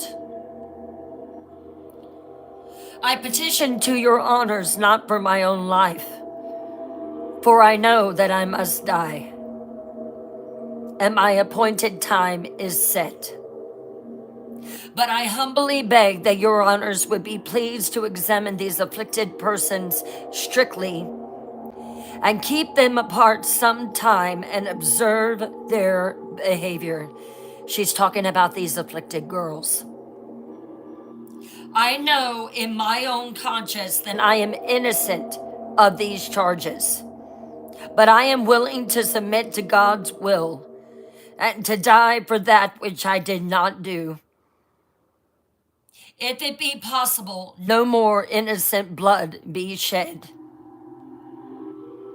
I would humbly beg that you would not condemn any more until you have strong evidence of guilt, not mere spectral evidence. I question whether there can be a God in heaven that suffers such things to be done. Yet I pray God will not lay sin to your charge, for you know not what you do. You know not what you do. Mary Etsy forgives the very people who are about to kill her, and she begs them to reconsider spectral evidence before they take anyone else's life. Her petition is ignored. And on September the 22nd, Mary Etsy is hanged.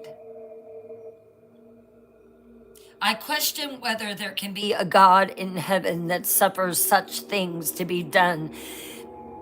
That line right there. Mary Etsy's crisis of faith as she's about to be executed for something she didn't do. Drop your reaction to that line in the chat.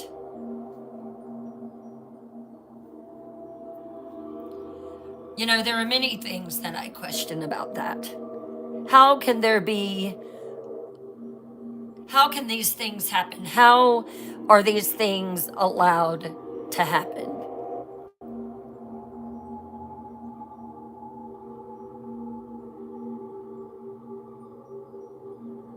Is it freezing up on you?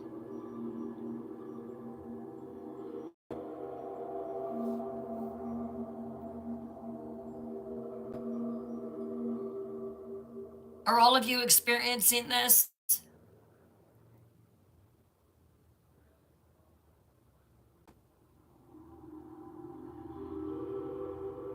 It's better.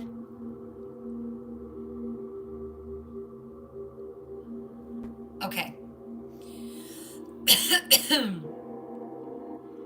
So,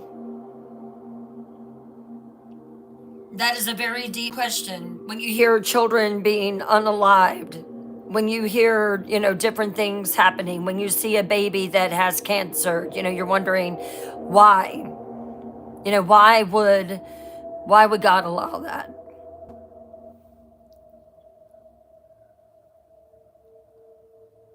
Martha Corey, the church member who made the mistake of doubting the afflicted girls back in March, the woman whose husband was crushed to death 3 days ago.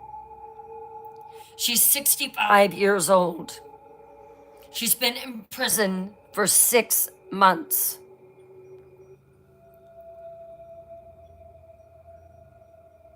She's watched her husband die horribly. And now she's about to hang. At the gallows, she's given a chance to speak.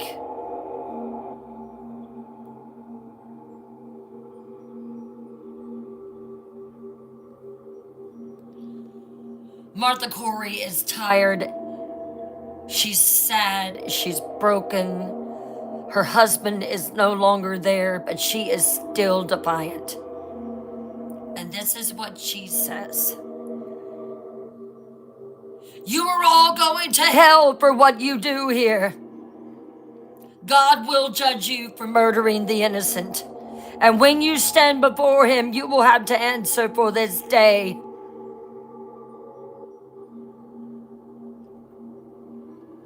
Not forgiveness like Mary Etsy. Condemnation.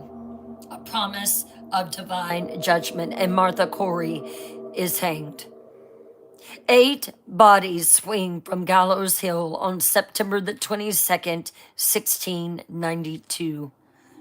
And with their deaths, Salem now has executed 19 people in 4 months. But something shifts that day. The community is horrified by the scale of the execution. 8 people in one day. 4 elderly women, including a church member whose husband just died under the most horrific torture. Even true believers begin to question. And then the accusation that breaks the camel's back.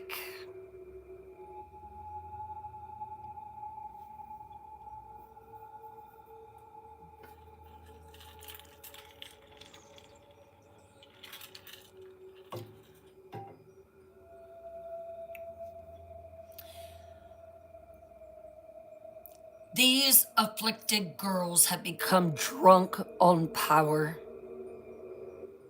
They've sent 19 people to the gallows. They've accused over 200, and every accusation has been believed. They've accused over 200 people. 19 people hanged, but that doesn't count the ones that died, the babies that died.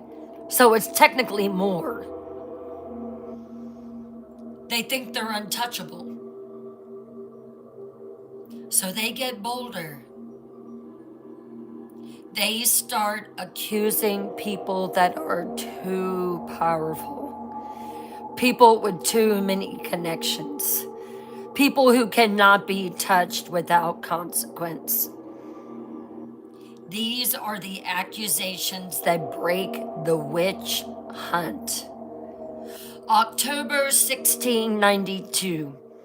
Lady Mary Phipps, the wife of Governor William Phipps himself. Samuel Willard, president of Harvard College and Boston's most prominent minister. Margaret Thatcher, no, not the one that you're thinking of, wife of a powerful Boston judge. Why do you think accusing these specific people changed everything? I'm really interested in hearing your opinion. What's different about them versus Rebecca Nurse or Martha Corey? Drop your analysis in the chat, seekers.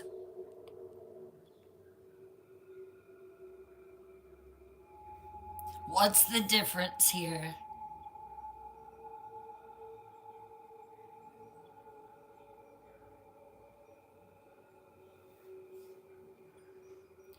That's right. Money and power. The difference is power. They're standing in the community. They are rich in land and money. They have friends in high places. They have people, yes, that are behind them. Money. That is what it is. Rebecca Nurse was beloved locally, but she had no political power. Mary Lady Phipps is the governor's wife. You cannot execute the governor's wife without consequences. Samuel Willard runs Harvard. He has connections throughout Massachusetts and England. The girls finally accused people who could fight back. When Lady Phipps is accused, Governor William Phipps suddenly develops doubts about spectral evidence. Funny how that works, right? The moment that it was his wife being accused. No.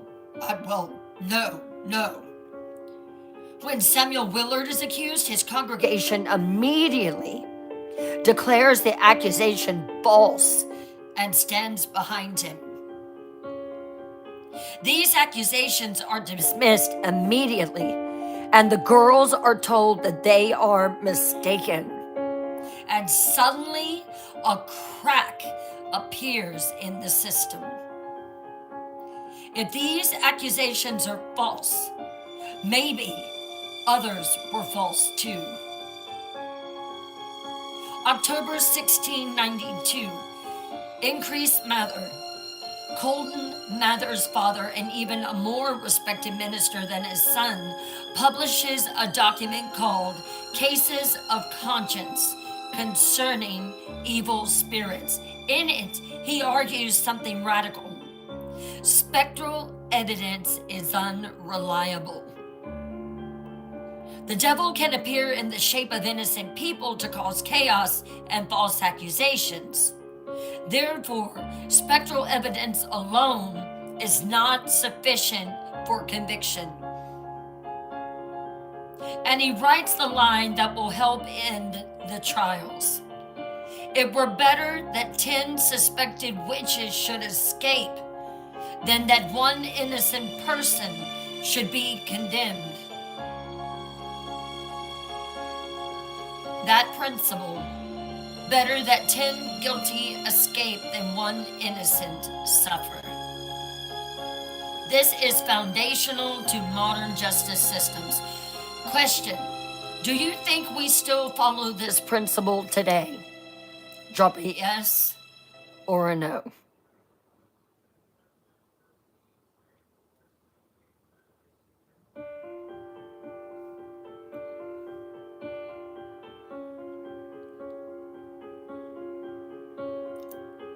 Hello, Sally Ann. Thank you for the follow.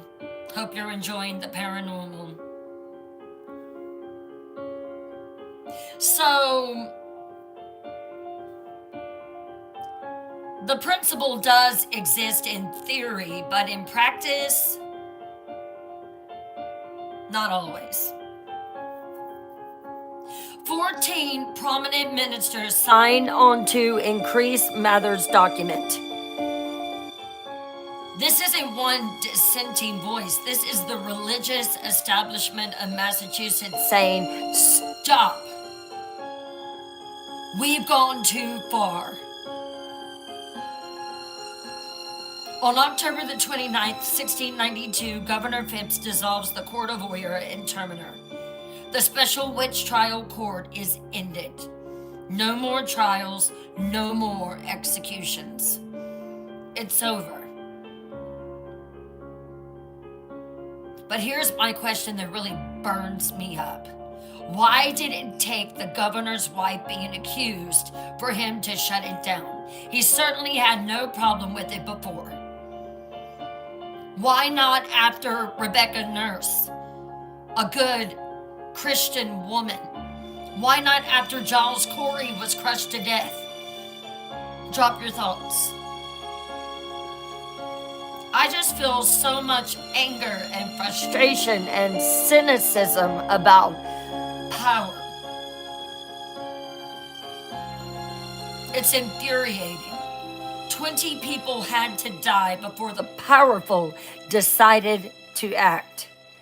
And they only acted when they were threatened, when they were affected. That's right. That is absolutely right. Who said that? Kelly Spence. Yes. That's right, Paul. He didn't have any kind of a connection with them. That's right, Sandy, because they were expendable and because they were poor. That's it. There was no empathy. But the moment that his wife was called out, now's time to pay attention. It's just disgusting. This is the pattern throughout history. Injustice continues until it affects the powerful.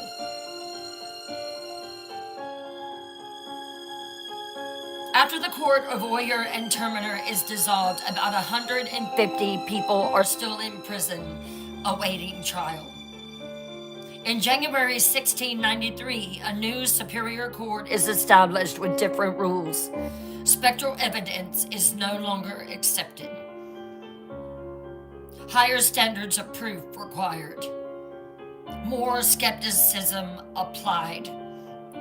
Of 56 remaining cases tried, 3 are convicted. Governor Phipps immediately pardons all 3, and all other defendants are acquitted, including 4.5-year-old Sarah Good's daughter. By May 1693, all accused witches are released from prison. Except, there's a catch. The accused have to pay,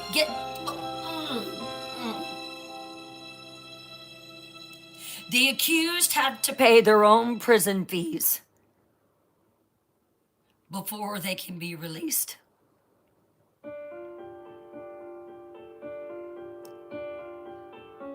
Room and board for their months in jail. Cost for their chains. What?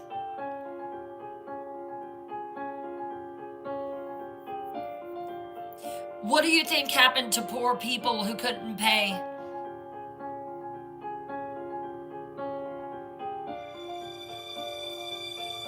Take a guess.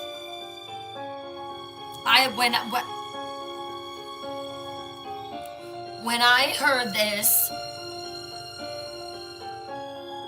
I could not believe it.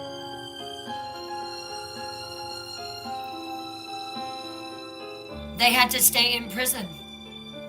Even though they were found not guilty or pardoned, they couldn't leave until someone paid their fees. Some stayed in prison for months after being cleared, and one of them was Tituba. Some died in prison waiting for payment. They had no money. Their family had no money. They died. Tituba, the enslaved woman whose confession started it all, she stayed in prison for 13 months until someone other than Reverend Paris bought her and paid for her fees. And then she disappeared from history, so she was sold into slavery again. The final toll: deaths, 19 hanged, 14 women, 5 men, 1 pressed to death, Charles Corey.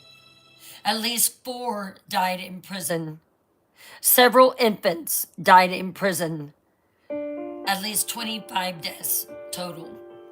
The accused, over 200 people. Imprisoned, approximately 150 at peak.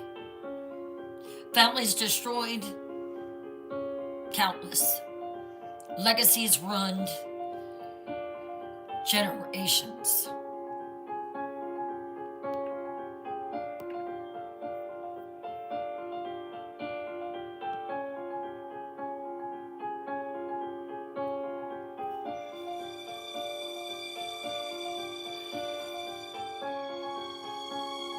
So what happened to the people responsible? Let's go through them. The afflicted girls. Most never publicly apologized. Many married, had normal lives, and never spoke of Salem again, with the exception of one, Ann Putnam Jr. In 1706, 14 years later, Ann Putnam Jr. issues a public apology. She's now 26 years old. Ann Putnam's apology is read aloud in Salem Village Church. She doesn't attend.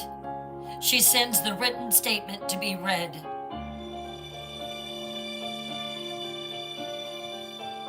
And this is what she said. I desire to be humbled before God for that sad and humbling providence that befell my father's family in the year 1692.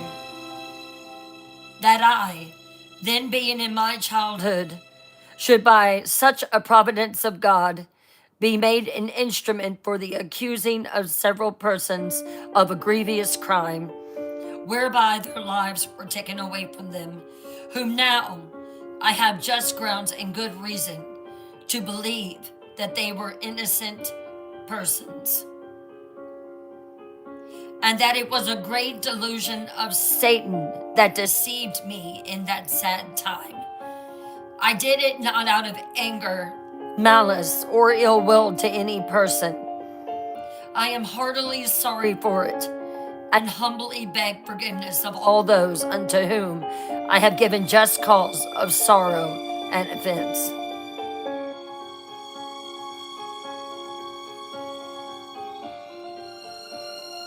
A great delusion of Satan that deceived me. She blames the devil. She says she was deluded. She claims she truly believed it at the time. Do you think that her apology was genuine remorse or that she was deflecting responsibility? I don't think she took any genuine remorse for it at all.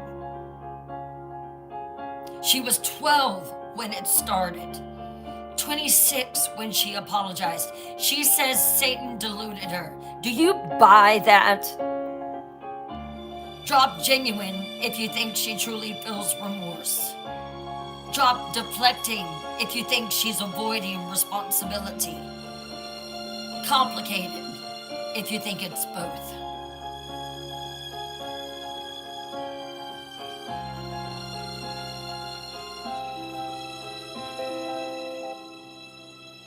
I think that she took no response for it at all.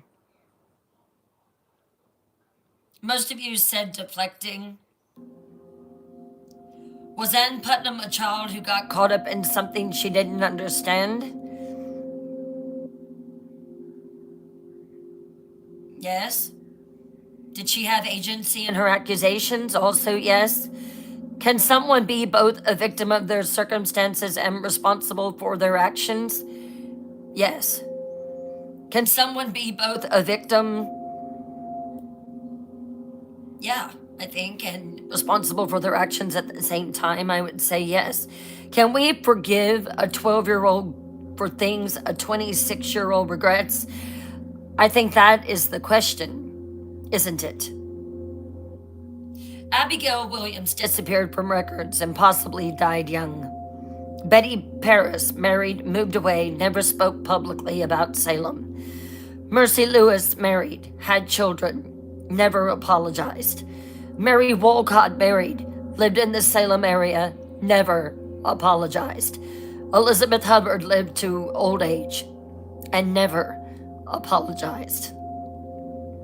John Hawthorne, the magistrates and the judges, never apologized, never expressed regret, lived to an old age, died believing he had done God's work. His descendant, Nathaniel Hawthorne, the author, added a W to the family's name to distance himself from John's legacy. Wow.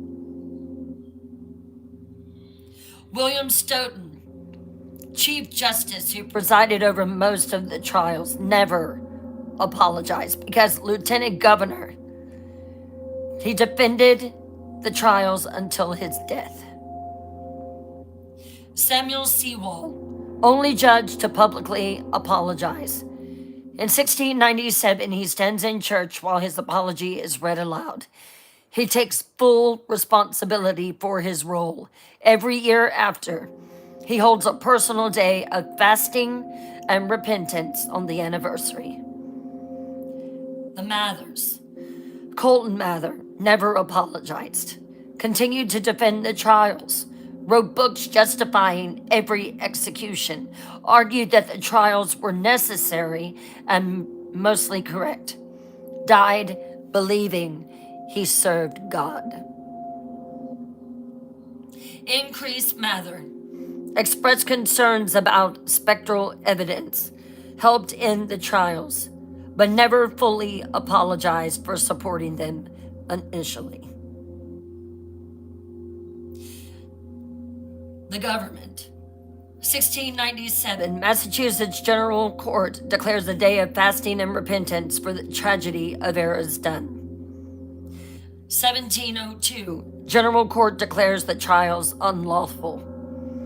1711, Massachusetts passes legislation restoring the rights and good names of the accused and provides financial restitution to their heirs, though not nearly enough.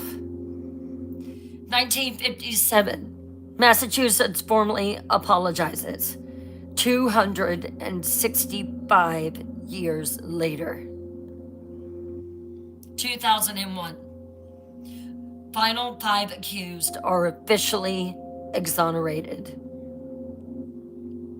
2001. That's when the last five accused were officially cleared. Question. Why do you think it took until 2001?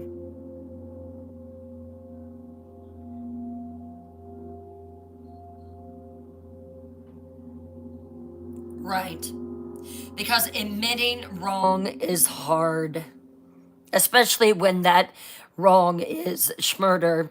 Easier to let sleeping dogs lie than to officially acknowledge your ancestors' unalived, innocent people.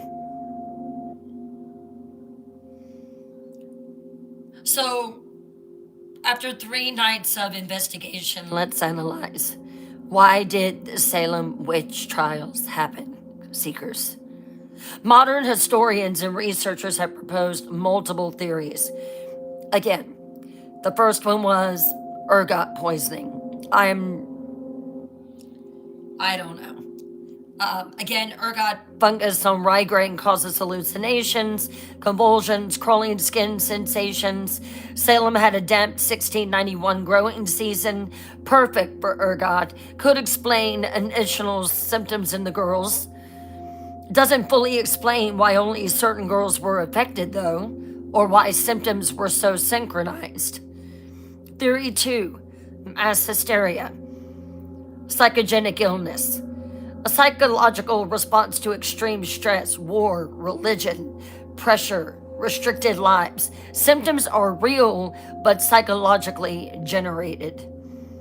Spreads through social networks. It's well documented in other historical cases. Theory 3, deliberate fraud. Girls faking from the very beginning. Started as a way to avoid punishment for fortune telling, continued because of attention, power, and an inability to back down.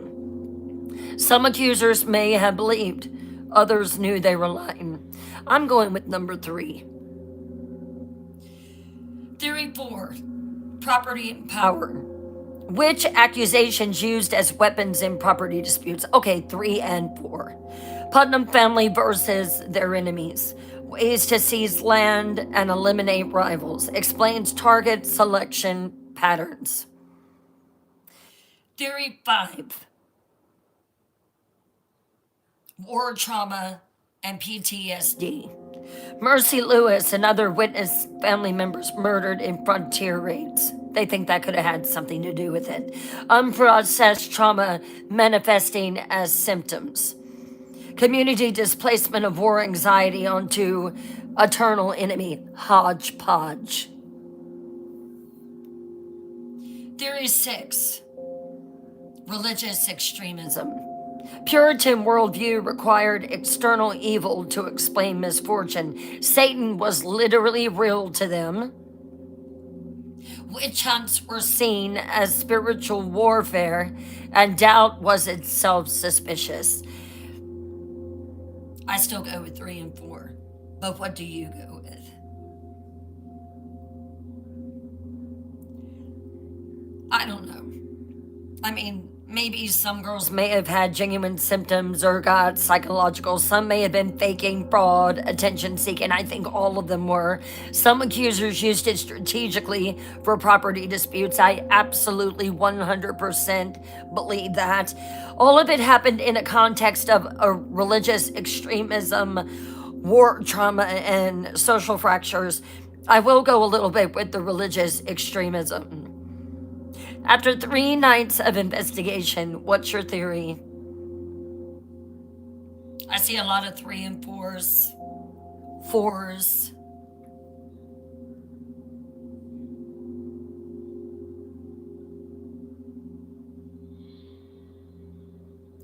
I do. I think that they were just evil. I really do. And I don't think anything is really going to change my mind.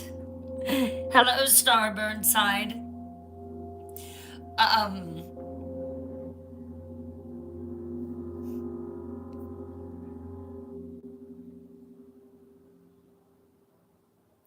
I I would certainly hope that something like this would never happen again. So here we are into the investigation. 25 people dead, 200 accused, a community absolutely shattered. Hey, Ray Ray. And the question that we've been asking since night one, could it happen again? After you've heard all of this, the whole story, the beginning, the middle, the end, has your answer changed? Could a Salem witch hunt happen again in modern America? Do you think it could? Say yes, for it absolutely could happen. No, we have better systems now, or it's already happening. It's just in different forms. I think I'm going to go with already happening. Most of you are probably saying yes, or that it's already happening. And, you know, I absolutely do believe that.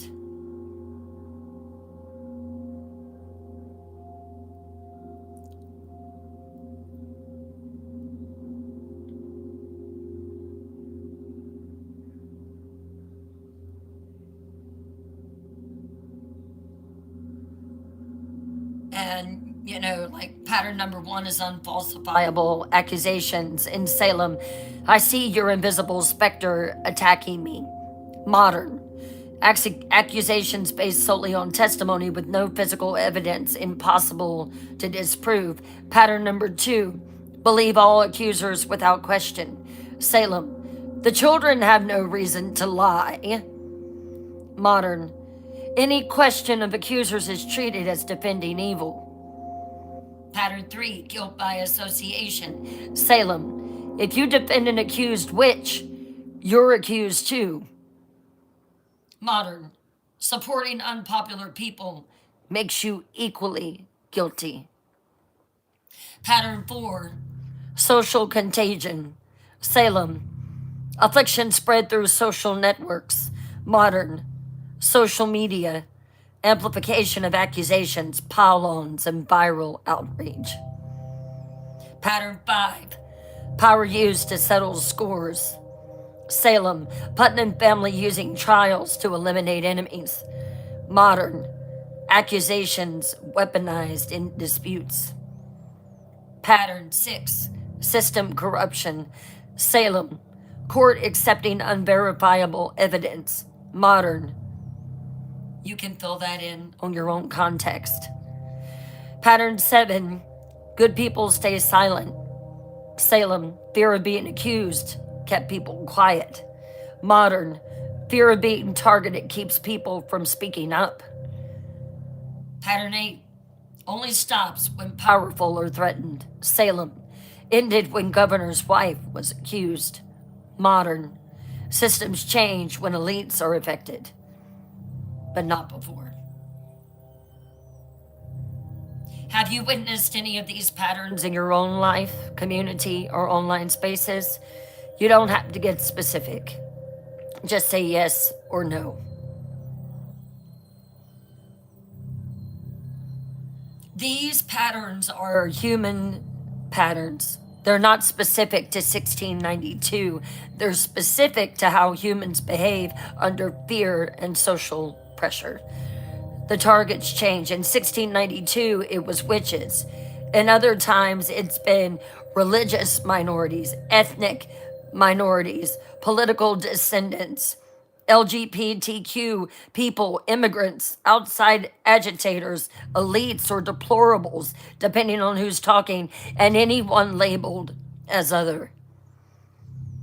The method changes. Instead of spectral evidence, we have social media pile-ons, doxing, cancellation, public shaming, guilty until proven innocent mindsets. But the psychology is the same. Fear, scapegoating, social pressure, broken systems equals mass persecution. Here's your final question of this series. Case number 1. What's your takeaway from this 3-night investigation? What will you remember? And what would you do differently?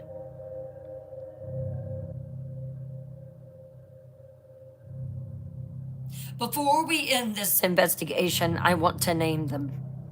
All of them. The 25 people who died because of fear, lies, and broken systems. And I would like for us to place a candle in the chat to remember them. The 19 hanged, June the 10th, 1692.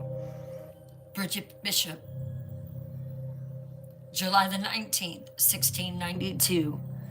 Rebecca Nurse, Sarah Good, Susanna Martin, Elizabeth Hoe, Sarah Wilds.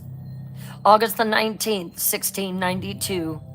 George Burroughs, John Proctor, John Willard, George Jacobs Sr., and Martha Carrier. September the 22nd, 1692. Martha Corey, Mary Etsy, Ann Puditer, Alice Parker, Mary Parker, Wilmot Red, Margaret Scott, Samuel Wardwell. The one pressed to death, September the 19th, 1692, Giles Corey. Those who died in prison, Sarah Osborne, Roger Tudhocker, Lydia Destin, and Ann Foster. And the unnamed infants born and died in prison.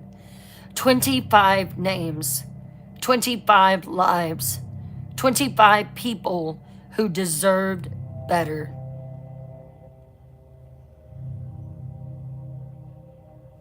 Thank you.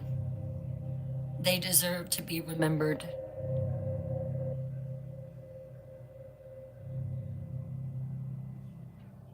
We've spent 3 nights investigating the Salem witch trials.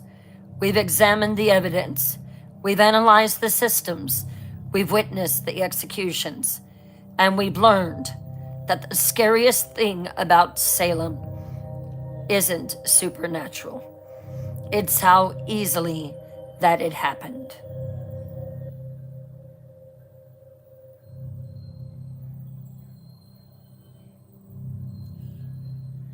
Let's remember them, honor them, learn from them, and never ever stay silent when you see injustice. Some of the ghosts still hang around Salem. Giles Corey. Some say they see a figure of a woman around Gallows Hill in a long gray dress, crying. Some say that it's Sarah Good, crying for her unborn child. Let's never, ever stay silent when you see injustice in this world. This is Bryn Morgan signing off for Paranormal Files Live. The case of the Salem witch trials is closed. Stay vigilant, stay thoughtful, stay brave, and keep seeking. I will see you Monday night for a new case on Paranormal Files Live. Good night and have a beautiful weekend.